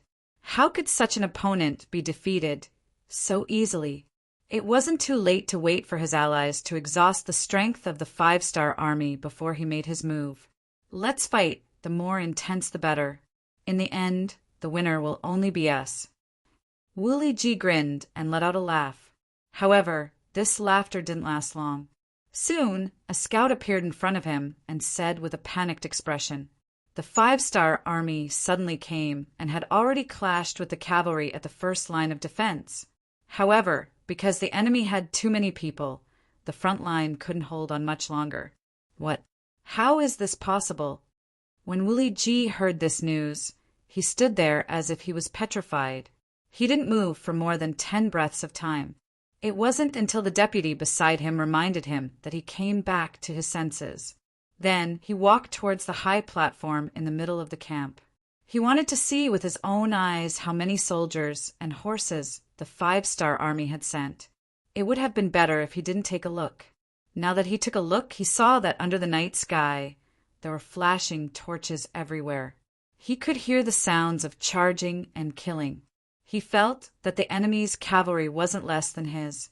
30,000 against 30,000, and they were completely unprepared.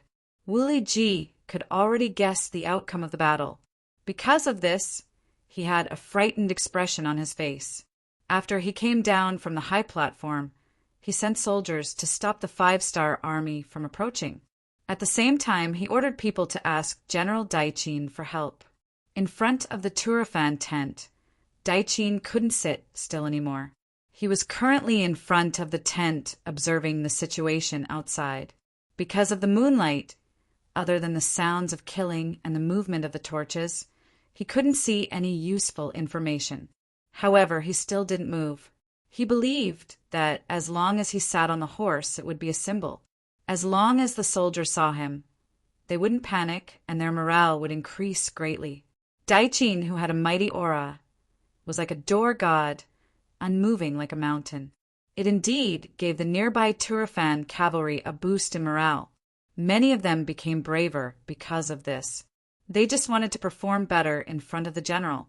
Although it was nighttime and their performance might not be seen by the general, many of them still held onto a fluke mentality and continued to do so. Not long later, good news came continuously. The 5-star army that came from the west was completely surrounded and could be destroyed at any time. The 5-star army's main force that came from the front was also blocked outside. Other than a few 2,000 war horses that managed to charge through the defensive circle, the rest of the 5-star army cavalry were blocked outside. Haha, good. This news caused Daichin to be overjoyed. To be able to completely destroy a 5-star army, this was definitely a great achievement. When the king found out, he would definitely be heavily rewarded. At the same time, it would be a heavy blow to the 5-star army. It would let them know that the Turfan kingdom wasn't a pushover. Just as he was in a good mood, the young general that Wuli Ji sent to ask for help came in front of Daichin. The moment he saw Daichin, he knelt on the ground and begged, "General, our camp is being attacked by the 5-star army. Please send reinforcements because we are allies." Oh, this news first made Daichin's entire body tremble. Then his expression froze. However, after a few breaths of time, his face blossomed with an unnoticeable smile. "This young general, you said that your camp is being attacked by the 5-star army. But how many enemies are there?" So many, I can't even count." Hearing this, the young general raised his head and said in panic. However, in Daichin's eyes, he mistakenly thought that the panic was because the general was scared of him. Even if Wuli Ji was trying to deceive him, he shouldn't have sent someone more mature. Thus, he coldly snorted and said, "All right, this general already knows about this matter. Please go back and tell Wu Liji that reinforcements will be arriving soon. Yes. Thank you, General Daichin. The young general let out a sigh of relief, as if he had completed an important mission. He hurriedly bowed and left. After the young general left, the other Turfan generals couldn't help but ask, "General, are you really going to send reinforcements?" Send what? When we asked for reinforcements, they didn't send a single soldier. What bullshit five-star army's main force attacking? It's clearly an excuse not to send reinforcements. Humph, whatever, we don't need to care about them. With our current strength, we can completely take the credit. We don't need other people's help. Daichin completely misunderstood. Of course, he couldn't be blamed for this. Who would have thought that the five-star army's plan was to create a diversion? Furthermore, they first attacked Yarkian Kingdom, then Turfan. Would they really attack Ilianand? No one would believe that the pitiful Wu Liji would have to face the attacks of the new army alone. From the start of the new army's attack, it was extremely ferocious. In their hearts, they were clear that to create this opportunity, they had completely sacrificed the Liaodong cavalry regiment's benefits. Since their allies were willing to help them, they obviously couldn't just watch them die. This required them to increase the speed of their attacks. First, they had to heavily injure Ili. Then they would be free to deal with Turafan's main force. Naturally, there was another important reason. That was, no one dared to say whether Turfan would suddenly send reinforcements to help Shao Ili's main force. If they really did that, then they would truly be in danger. With these two main reasons, the new army's three main cavalry divisions, from the moment they started attacking, they were like brave giants. Anyone who dared to block their path would only have one result, death.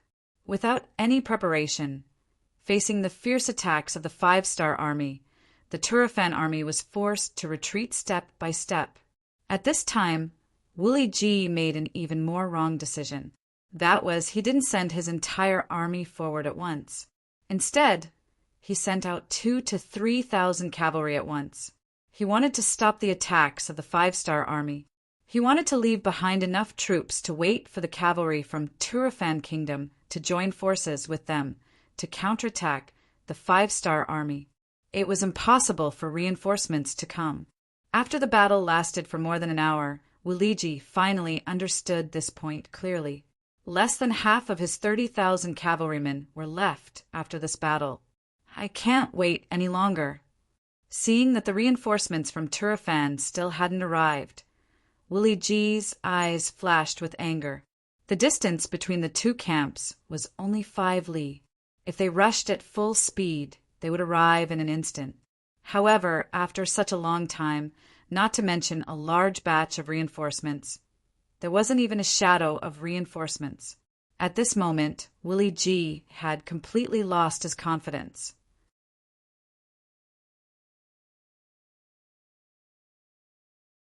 Chapter 1223. Hearing Wu Liji say that they couldn't wait any longer, the other generals beside him all rubbed their palms together. They didn't have any history or experience fighting against the five-star army. In their short-sighted eyes, it seemed that their Ili cavalry was the most tyrannical force under the heavens. They even yearned to fight against the five-star army and obtain military merits. However, it was clear that they misunderstood Wu Liji's words. When he said that they couldn't wait any longer, it wasn't that he wanted to fight to the death with the five-star army, but rather that he was prepared to retreat. If it wasn't Turpan's capital behind him, but Ili country's capital, Wu Liji would fight to the death. However, now wasn't the time to use his full strength. Since this battle was destined to be lost, what he needed to do was to bring more cavalry back and protect Ili country. Pass on the order. Wu Liji spat out these 2 words like a popping bean. Following this, the young generals beside him all became excited. What Air said next made these people's fighting spirit fall into a bottomless abyss. Pass down the order to retreat. Retreat? A young general thought that he had misheard and asked with a doubtful tone, Yes, retreat. We don't need to fight to the death with the 5-star army in order to protect Turpan's capital. Now, I order the entire army to retreat. Not only did Wu Liji decide to retreat, but he also decided to withdraw from this so-called alliance. He could see that everyone wasn't of one mind. Whenever they encountered a situation, they would only protect themselves and fight for themselves. What was the use of this alliance? What was the point of this alliance? Although doing this would cause the Turpan army to fall into danger, and even Turpan's capital behind them would be in the same situation. At the same time, it could affect the overall situation of the 3 countries' alliance. However, Wu Liji didn't think so much at this moment. If he insisted on staying, it was very likely that he would be completely surrounded by the 5-star army, or even be completely wiped out. This was a responsibility that he couldn't bear. Wu Liji decisively gave the order to retreat. Without waiting for the new army's main force to surround them, the front army turned around and fled. This caused the new army to lose a chance to wipe them out. Motherf asterisk Kerr, he runs really fast. Why don't we chase after him? The 3rd Cavalry Division's commander, Lei Chuandang, spoke with a displeased expression. He was in the middle of a killing spree when the enemy fled. They didn't even bring any food or military supplies with them. More than 10,000 captives were left inside and outside the tent. This was enough to prove his determination. There's no need for that. Commander Su, he shook his head. A cornered beast would still put up a desperate fight. At this time, if they really caught up with Yi Li's cavalry, they would have no way to retreat. If Yi Li went all out, it was very likely that both sides would suffer. This was not what he wanted. Not to mention that the 1st Cavalry Division and the Liaodong Cavalry Regiment were in danger, especially the latter. Su He had to be saved. Su He had done so much for him, so it was reasonable for him to do his best to help. 4th Division, leave 2 regiments to clean up the battlefield. The rest of you, follow me and charge into the Turpan camp. When they heard that there was a big battle to fight, the other 3 division commanders' eyes lit up. They immediately replied, "Yes, sir." The Liaodong Cavalry Regiment. At this time, they were completely surrounded. As the first to charge out, Tong Long was covered in blood. Most of it was the enemy's, and some of it was his own. Since he suddenly appeared in the battle with Yi Erqiang, Tong Long hadn't stopped killing for a moment. Just the number of enemy cavalry who died in his hands was at least 60 to 70. There were even more who were injured. This fully demonstrated his reputation as a fierce general of Liaodong. However, at the same time, he also paid a big price. For example, of the 4,000 cavalry that charged out with him, there were now less than 500 left. Moreover, all of them were injured. Some were only holding on with their last breath. Even if their injuries were healed, it was impossible for them to gallop on horseback. After paying such a huge price, the results were satisfactory. Not only did they break through the camp of Yi Erqiang's 30,000 cavalrymen and force them to retreat, they also attracted the attention of 11,000 cavalrymen from the Turf Kingdom. Furthermore, they were able to keep a close eye on them, preventing them from being distracted. Facing 11,000 with 4,000 and being surrounded, Tong Long wasn't made of iron. The cavalry he brought weren't all as brave as he was. During this period of time, there were 2 huge dangers. However, one of them was blocked by Zhao Xing and the remaining 1,000 cavalry. When the second danger came, the new Army 1st Cavalry Division's 1st Regiment Commander, Wu Ba, brought 2,000 cavalry and blocked it. With the appearance of 2 reinforcements, the pressure on Tong Long decreased by a lot. Just as they were about to charge out and kill their way out, another 3,000 Turpan cavalry came and joined the encirclement. At this point, Tong Long had already restrained 14,000 Turpan cavalry. This was already more than a third of Daiqin's forces. Another 3,000 cavalry surrounded them. No matter if it was Tong Long, Zhao Xing, or Wu Ba, their faces all became ugly. After exchanging glances, they all raised their heads and laughed out loud. Good. Since that's the case, let's fight to the death. At most, we'll be men again in 18 years. Tong Long's wild laughter sounded so heroic and heroic in the night. That's right. 18 years later, we'll be heroes again. But even if we die, we can't let our enemies have an easy time. Next, let's see who kills more people. Leader Wu Ba also had a crazed smile on his face. This time, he brought a whole 2,000 cavalry over. However, there were less than 100 people left by his side. According to the rules of the army, when an army lost more than half of its members, they should retreat from the battlefield. However, his entire army was almost wiped out. Seeing the soldiers who had followed him for so many years leaving one after another, Wu Ba only had one thought in his mind, and that was to avenge his fallen comrades. He wanted to kill as many people as he could. Only then would he have the face to see his comrades, who had left before him after he went to the Yellow Springs. Let's fight who's afraid of who. Zhao Xing, who was the weakest in terms of personal strength, but also had the guts, also roared. This was completely different from his usual scholarly side. From this, it could be seen that the cruel and bloody battlefield could change a person. Zhao Xing wasn't much better off. Of the last 1,000 cavalry he brought, there were less than 200 left. Luckily, because he joined the battle late, he only had a blade wound on his body. The 3 generals looked at the enemies surrounding them. At this moment, they no longer cared about life and death. In their eyes, there was only one word: revenge. At this point, the Turpan army wasn't much better off. Of the 14,000 troops, there weren't even half left. However, there were still over 5,000 people left. The ones surrounding them were still the few hundred 5-star army who were on the verge of death. They still held a significant advantage. General Tong, who was in charge of surrounding the 5-star army, stared with his eyes wide open.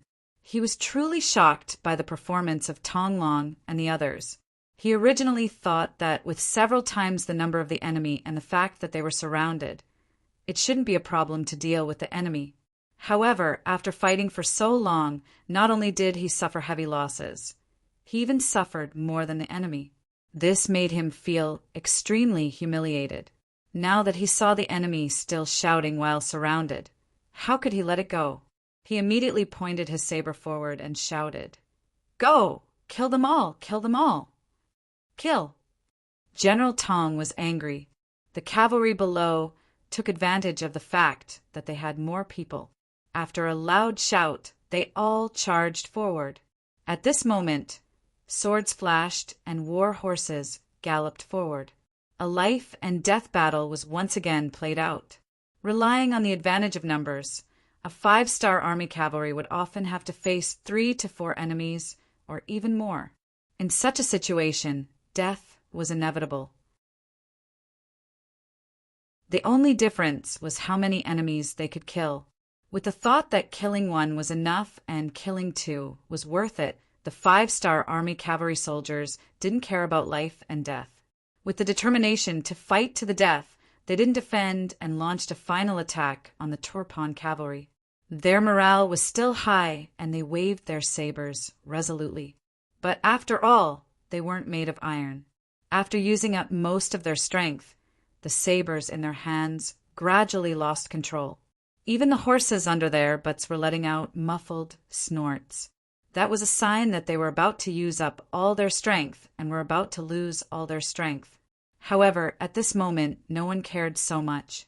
When all the soldiers were prepared to die, in their eyes, death was no longer that scary. In their eyes, there was only killing the enemy.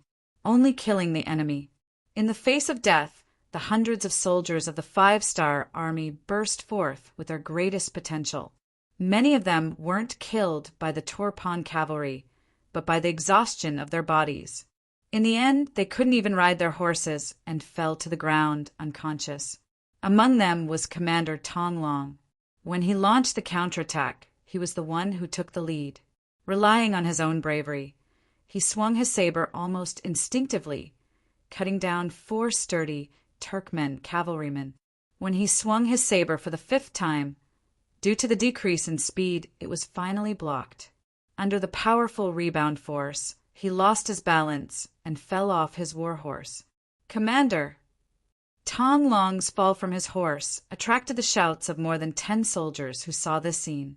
This shout also greatly stimulated the other 5-star Army cavalry soldiers. They charged forward as if they had gone mad. Some of them didn't even have the strength to hold their sabers, but they still used their bodies to open up a path of blood. It was all for the sake of protecting Tong Long, who they didn't know whether he was dead or alive, from being trampled and killed by the Turpan cavalry. However, there was a limit to their madness, especially when they didn't have the strength to do so. As more and more 5-star Army cavalry fell to the ground, the encirclement of the Turpan cavalry became smaller and smaller. In the end, Wu Ba and Zhao Xing were surrounded in an extremely small area with less than 50 cavalry soldiers.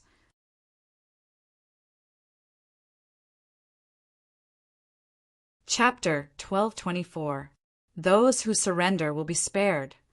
General Tong was also shocked by the reaction of these people before they died. Although they were enemies, he had to admit that this was an opponent worthy of respect. This was because in less than an hour, he had lost another 1,000 cavalrymen. This made him furious, but at the same time, he also secretly admired Lu Xian. Surrender? Ha ha ha! Our 5-star army only has heroes who die in battle, not cowards who kneel. Wu Ba seemed to have heard the funniest joke in the world. After laughing wildly, he waved his heavy right arm and pointed forward. 5-star army soldiers, prepare for the final attack. It was indeed the final attack, because everyone knew that with only 50 of them, they would not be able to change the outcome of the battle.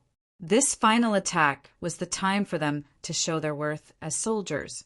Wu Ba's heroism caused General Tong's expression to change again, but soon his eyes flashed with a murderous intent. Although he admired these 5-star troops and admitted that they were indeed brave warriors, he still had to kill them because they were serving their own masters. This was the duty of a soldier. Everyone get ready to charge. The battle was about to start. There was no doubt about the outcome. With 4,000 soldiers fighting 50 cavalrymen and 50 cavalrymen covered in wounds, there was no doubt about the outcome. Wu Ba and General Tong raised their sabers. At the same time, Wu Ba and General Tong did the same thing. The night breeze seemed to sound the horn for the final charge. The sabers of the 2 generals fell at the same time, and all the cavalry prepared for the final charge at the same time. Xiu, xiu, xiu. Xiu, xiu, xiu. Right at this moment, the sound of arrows piercing through the air rang out.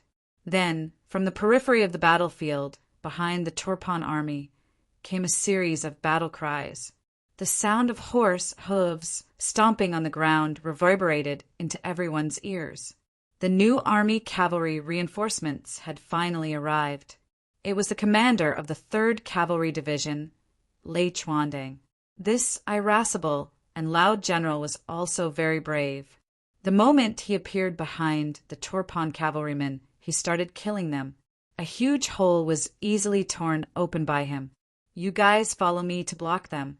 The rest of you, kill these people. Kill them. At this moment, General Tong was also infuriated.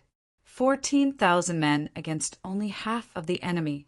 Yet there was still no result after so long. This made him feel humiliated and angry at the same time. At this moment, he didn't give the order to retreat. Even if he were to die, he wanted to kill off the 5-star army that gave him a headache and made him respect them. Protect the leader. When the 50 cavalrymen heard the battle cries outside, they couldn't help but tremble. A wave of energy instantly filled their bodies. They then formed an encirclement surrounding Wu Ba, Zhao Xing, and Commander Tong Long, whose fate was unknown. Kill. Arrow formation. Charge with me. Lei Chuandang had completely forgotten that as a divisional commander, He couldn't rashly enter the battlefield. Thinking of his comrades, he brandished his massive saber and descended like a god of death. None of the Turkmen soldiers who stood in his way could withstand a single blow from him. Lei Chuandang was the tip of the arrow, and in a short period of time he killed his way out. Coincidentally, he ran into General Tong, who was just as angry.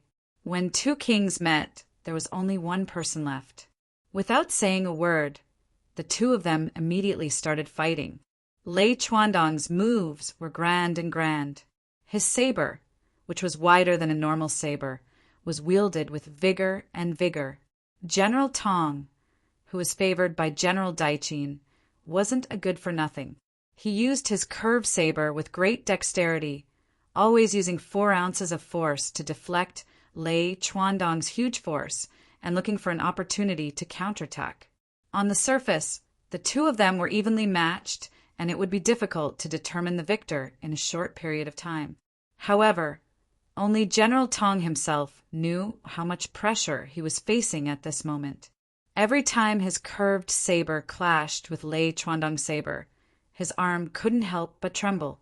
After a while, the area between his thumb and index finger that was holding the saber was already dripping with blood.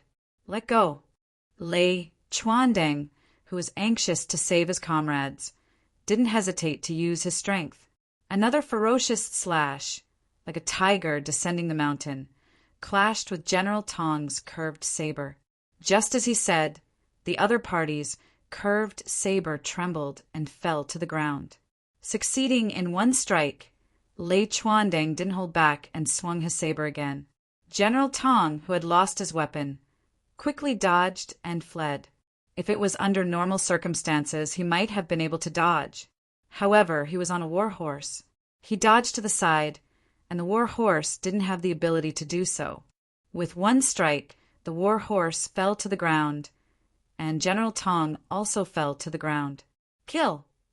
Following closely behind Lei Chuandang, the cavalry of the 5-star army in the arrow formation immediately spurred their horses and walked past him.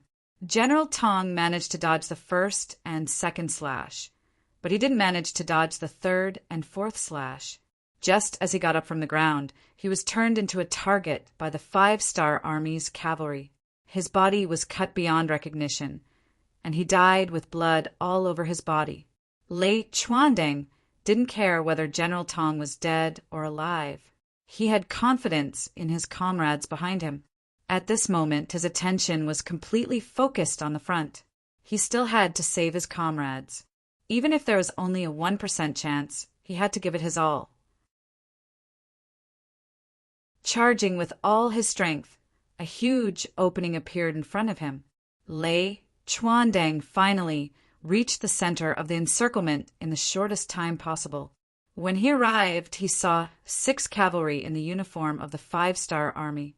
They were all covered in blood, and their faces looked as if they were ready to die. "Good brother, I'm late." When he saw that there were only 6 cavalry, Lei Chuandang, a hot-blooded man, couldn't help but cry.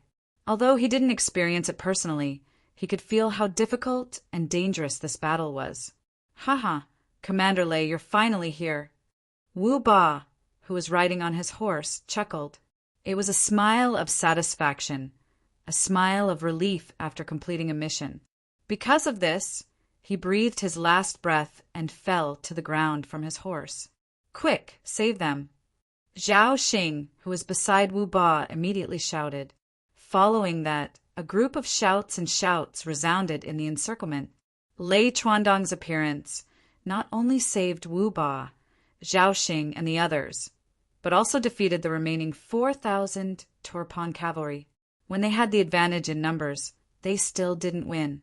Now that the reinforcements of the 5-star army had arrived and General Tong was dead, the rest of them didn't have the courage to stay here. They immediately scattered like birds and beasts, fleeing in all directions. In comparison, the main force of Turfan was not having a good time either. Commander Su, he brought the entire 2nd Cavalry Division and 2 regiments of the 4th Cavalry Division. More than 10,000 cavalrymen charged into Turafan's main camp from the east like a flood of steel. General Daiqin, who was waiting for good news from the north and west, didn't expect enemies to appear from the east. For a moment, he was stunned on the spot. Isn't the eastern front guarded by Willie G and 30,000 Ely cavalry? Then why would these enemies appear here? Thinking back to when the Ely cavalry asked him for help, he suddenly understood. Could it be that the request for help wasn't an act, but real? If that was the case, then where did the 5-star army get so many cavalry to be able to defeat Yi Erchang's cavalry and the Ely cavalry? How did they have the strength to attack him? At this moment, the 5-star army became mysterious in General Daiqin's eyes. Such a result made him believe without a doubt that the main force of the 5-star army had arrived. It could even be Bugnam of Gojoseon himself. Otherwise, with the new army's 30,000 cavalry, how could they injure him to this extent? General Daiqin, who thought he understood everything, cursed each and every one of the scouts in his heart. He always thought that these scouts had the wrong information, which led to the current defeat.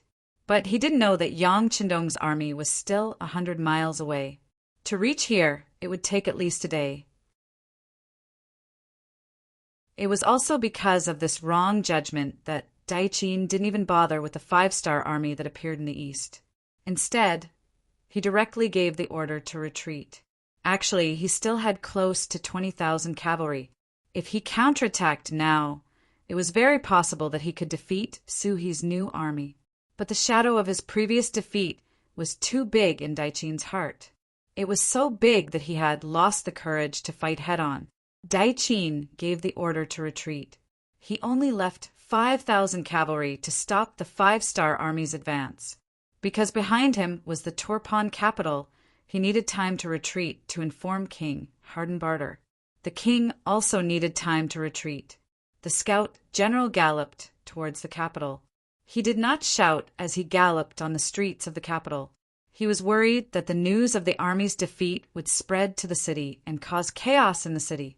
This would be even more detrimental to the king's departure. In the palace, Hardenbarter already knew about the battle outside the city. He had already put on his king's clothes and was waiting for the news.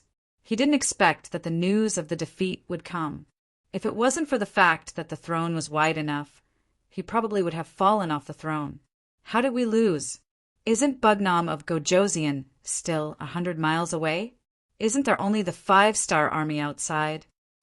After calming himself down, Hardenbarter asked the question that was bothering him the most. My king, Bugnam of Gojoseon, has appeared. We weren't prepared. The Yarkyang and Ely kingdoms' cavalry have all retreated. General Daiqin can't do this alone. The scout told Hardenbarter what Daiqin meant. What? After hearing that his allies had retreated and that Bugnam of Gojoseon had appeared, Hardenbarter knew that he had lost again. It was a huge loss that would leave the capital behind. Seeing that Hardenbarter was still in a daze, the scout anxiously said, Your Majesty, General Daiqin probably won't be able to hold on for long. Please leave the capital, Your Majesty.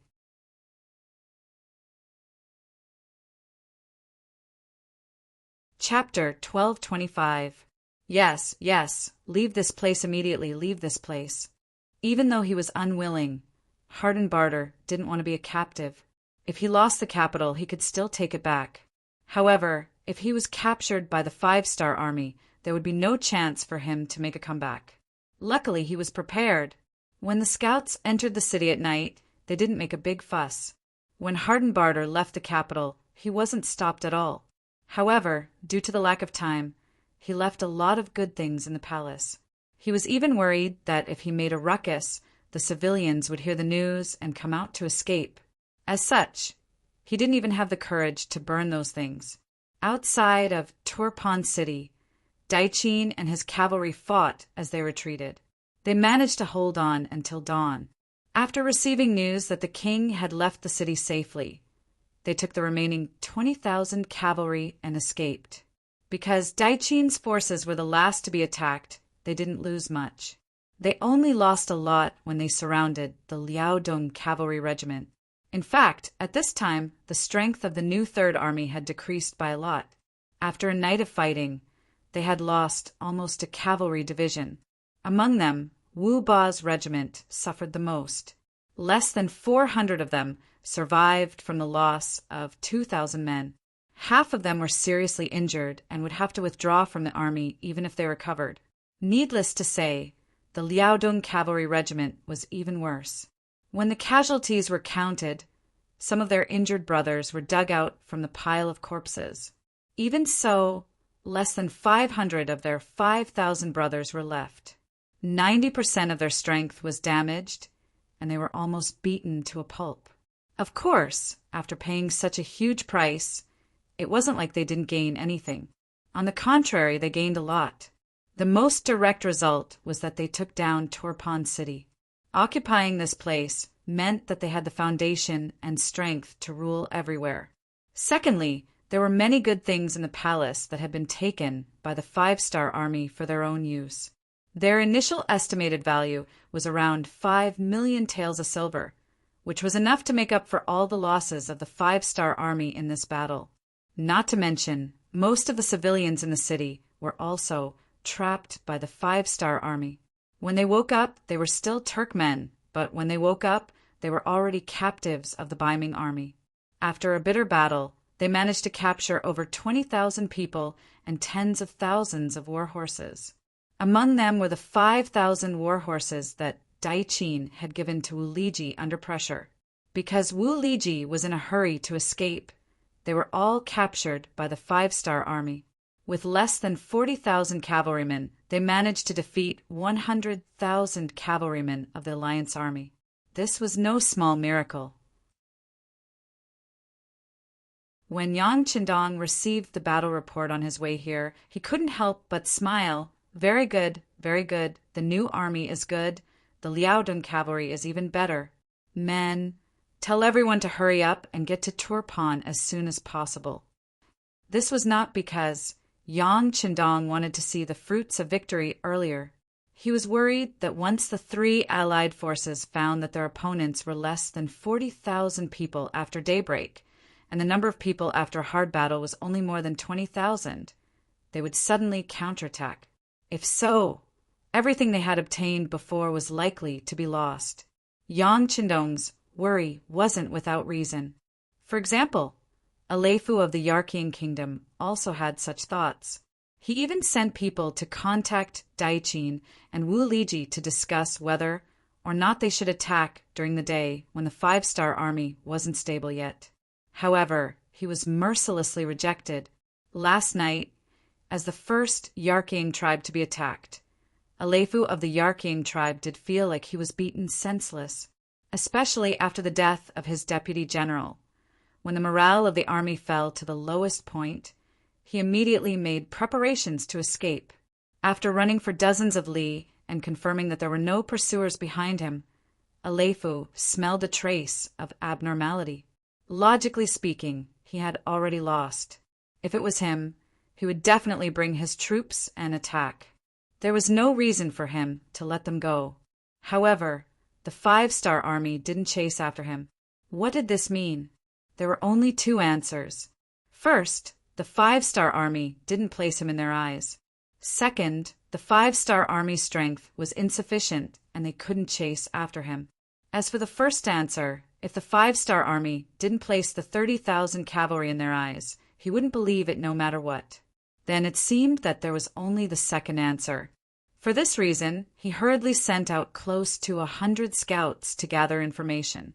Very quickly, the news came back. The 5-star army's strength was indeed insufficient, and they were surrounded by the Turpan cavalry. When he heard this news, Aleifu had an impulse to lead his troops back and deal a heavy blow to the 5-star corps that was looking for trouble with him. He wanted to let them know how stupid it was to provoke him. However, this thought was fleeting. He was thinking of another problem. Once the 5-star army was defeated, the Yarkian tribe's greatest enemy would be the Turpan kingdom. Since there was such an opportunity, why not sit back and watch the tigers and dragons fight while he reaped the benefits? Due to his selfishness, Aleifu only ordered people to pay close attention to the situation on the battlefield. He himself walked at a steady pace. He wanted to wait wait for both sides to consume more of their strength. Then, he would appear as the savior and turn the tide. However, Alepha didn't expect that Wuli Ji would also be defeated. When he heard from the scouts that the 5-star army had defeated the Yulabali army and launched a fierce attack on the Turpan cavalry, he hurriedly fled. Using a saying from the future, it wasn't that he was useless, but that the opponent was too cunning and too strong. However, no matter what, Alepha's 30,000 troops didn't suffer any heavy losses. Even last night, he only lost a deputy general and less than 1,000 cavalry. Furthermore, those cavalry were mostly injured from trampling on each other. This meant that out of the 3 armies, Alepha was the strongest. It was precisely because of this that he made the request to counterattack, because from all the signs it seemed like the 5-star army wasn't that strong. When they could fight, they didn't fight. When they couldn't fight, Alepha wanted to fight. Facing this request, Daichin directly rejected it. As for Wuli Ji, he had escaped to God knows where last night. Without any helpers, Alepha decided to leave after an intense mental struggle. He didn't want to take the risk. More importantly, this risk wasn't worth it at all. If he really defeated the 5-star army and took back the Turpan capital, what could he do? Now was the time for the 3 armies to form an alliance. Could he still occupy their capital and not return it? In the end, Alepha could only return. This made General Su He, who had been watching them from the city tower, let out a sigh of relief. They had just taken over the city. Now the city was still very chaotic, and there were even many opposing forces. One had to say that Turpan's foundation was still very strong, especially those retired soldiers. They didn't die and were mixed in with the civilians. For such experienced veterans, once they were given weapons and had a leader, they would quickly become a very strong force and pose a threat to the 5-star army. With internal problems, he didn't want to have any more conflicts with the Yirkiang army. After seeing Alepha retreat, he let out a sigh of relief. At the same time, he said to his 4 division commanders, "Clean up the city, kill those who oppose, try some of the prisoners, punish those who are guilty, and release those who are innocent. Spread the news of the 5-star army, publicly dividing the land to stabilize the morale of the army. Educate the prisoners, if they have relatives in the city. Make use of them and try to make them work for us.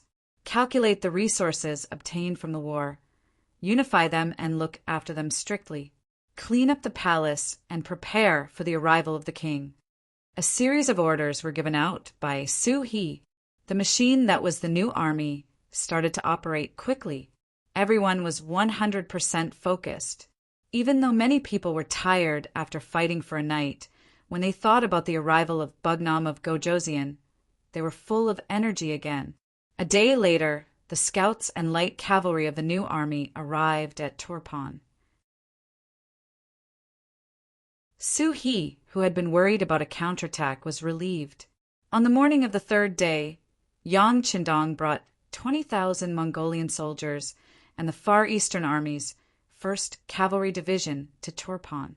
After more than a day of preparations, the security situation in the city had become much more stable.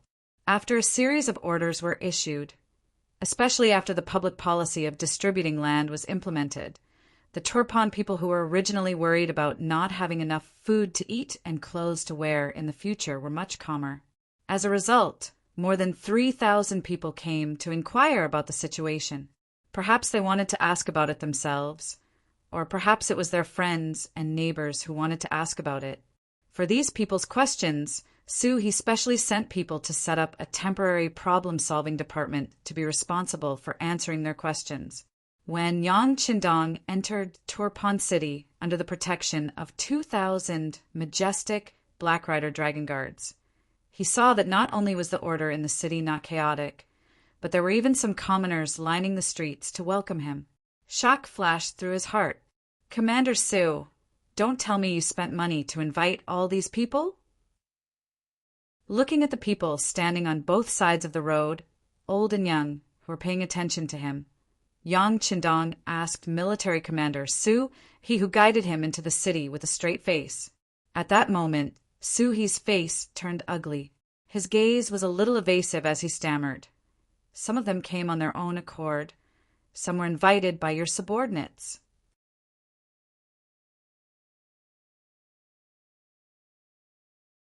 Chapter 1226. Well, at least you're honest. But don't do this kind of thing in the future. You've been with me for a long time, so you know I'm not a person who likes to pretend. I believe that if we really make these people live better and more peaceful than before, they will sincerely welcome us one day. Yang Qindong didn't blame Su He for this matter, but it was necessary to remind him. As the saying goes, subordinates follow the example of their superiors. Once he started the trend, the people below him would definitely follow suit. Not only would it be easy to corrupt the social atmosphere, but it would also be a huge waste of manpower and resources. Yes, seeing that Yang Qindong wasn't really angry, Su He felt relieved. After testing the bottom line, Su He wouldn't do this kind of trend in the future. Okay, let's talk about the situation in the city. To be honest, this battle was really risky. Try not to do this in the future. Although some things were reported in the telegram, it wasn't as clear as seeing it in person. Yang Qindong was also anxious to understand the current situation in the city. At least he wanted to know how much combat power the new army and Liaodong Cavalry Strengthening Regiment had left, and whether they could continue to attack in a short period of time. Su He had already expected that Yang Qindong would ask, so he already knew the relevant data. This time, it was easy for him to speak. Sixth young master, the situation is like this. Su He spoke while Yang Qindong listened carefully. When the army arrived in front of the palace, they just happened to talk about the Liaodong Cavalry Strengthening Regiments. Commander Tong Long fainted because of exhaustion. After hearing this, Yang Qindong didn't even rush to the palace. He let Su He lead the way and went straight to the nearby temporary military hospital. In the temporary military hospital, there were a lot of wounded people in this battle, and there were even a lot of wounded captives. And in the middle of it, there was an independent tent. In a temporary military hospital where there were not enough beds and tents, being able to enjoy the treatment of a single room was not something an ordinary person could do. Not to mention, the five-star army had always been particular about equality between officers and soldiers. Very few people were able to enjoy single rooms. However, there was still one person who enjoyed such treatment under the special permission of Commander Su. He was Tong Long, the commander of the Liaodong Cavalry Regiment. In this battle, the 5,000 men of the reinforced regiment had managed to attract and drive off 40,000 cavalry. It was also because of their sacrifice that they were able to achieve such a great victory in Turpan City. Not only did they capture countless prisoners, but they also gained a lot of money and rations. It wasn't an exaggeration to say that the reinforced regiment had achieved the greatest merit this time. As the commander of the troops, Tong Long had killed countless people until he fell off his horse. It could be said that this battle had shown his might and prestige. It was not an exaggeration to say that his name could be described as having outstanding military achievements. After a day of rest, Tong Long had recovered a lot of strength. Not only could he eat by himself, but he could also get out of bed and walk. If it wasn't for the strong request of the military doctor, he probably would have returned to the army. When talking about the army, the two people lying on the bed and sitting on the side who came to take care of him were both silent. This battle was indeed a victory, and the Liaodong Cavalry Regiment had achieved a great merit because of it. However, the losses were also huge. Out of the 5,000 cavalry, only 500 survived. Among them, 200 were too heavily injured and would probably not be able to fight on horseback in the future. With such a huge loss, Tong Long and Zhao Xing in the single room didn't know how to face it. They didn't know what to say. Logically speaking, when the army had fought to this extent, even if they were to immediately disband, no one would say anything. If they couldn't even gather enough people to form a normal battalion, How could they talk about a reinforced regiment or an independent army? Vice Commander Zhao, do you think our reinforced regiment will be disbanded because of this? Lying on the bed and frowning, Tong Long had a glimmer of hope, but at the same time he was also worried. When Zhao Xing, who came to take care of him, heard this, he first raised his head, then shook his head. Commander, don't think about these things. This time, no matter how you look at it, we did a great job, so we shouldn't be disbanded. Haha. Zhao Xing's answer clearly didn't dispel Tong Long's doubts. He smiled bitterly and said, You already said it, so it shouldn't be. It seems like there's a high chance that we'll be disbanded. But that's also true. We're a surrendered army. When they agreed to let us form our own regiment, it was probably because they considered that we wouldn't be able to adapt. It was also to show others. Now our soldiers are all gone, so we can openly disband. But this way, I'm afraid we'll have to be separated. To be honest, Vice Commander Zhao, the feeling of commanding an army with you is really great. I really like it. I'm also willing to work under you. Zhao Xing raised his head. He wanted to say something, but in the end he closed his mouth. Regardless of whether it was him or Tong Long, they didn't have any foundation in the 5-star army. If they had to be connected, it would be that they were friends with Bai Shuang, the commander of the 4th Regiment of the 1st Cavalry Division. But distant water couldn't quench a present thirst. Furthermore, he was only a regiment commander. Although he was in the world's #1 Cavalry Division and his regiment was more valuable, he was still far away from them. Even if he was right in front of them, would he be willing to speak up for them? They didn't have any connections with the higher-ups. If this happened in Ming, needless to say, their reinforced regiment would definitely be disbanded. Perhaps they would give them another position because of their contributions. But needless to say, it wouldn't be as important and independent as before. After all, a surrendered general was a surrendered general. Today, the 5-star army surrendered. Who knew if other people would surrender tomorrow? In the ward, there was a period of silence. After some time, Zhao Xing finally couldn't help but ask, Commander, tell me the truth. Do you regret it? This time, we've sacrificed our entire reinforced team just for this victory. I don't regret it. Before Zhao Xing could finish, Tong Long had already opened his mouth. There are things a man can do, and there are things he can't do. Since you sincerely chose the 5-star army, of course, you have to perform well. But do you regret it? Of course I don't regret it. If it wasn't for Bugnam of Gojoseon's favor, I might just be a normal soldier now, or I might have been sent to farm. Now that I can follow you and lead the army to victory, it's worth it. Good, no regrets, good, worth it. Just as Zhao Xing finished speaking and expressed a stance, the curtain of the ward was pulled open from the outside. Then a tall and sturdy figure appeared in front of the two of them. Due to the lack of light, both Tong Long and Zhao Xing couldn't see who it was. However, when they gradually got used to it and saw who it was, their expressions changed drastically. Tong Long didn't care about anything else. He immediately jumped off the bed and shouted together with Zhao Xing, who was already kneeling on the ground. Your subordinate greets Bugnam of Gojoseon. Long live Bugnam of Gojoseon. Get up.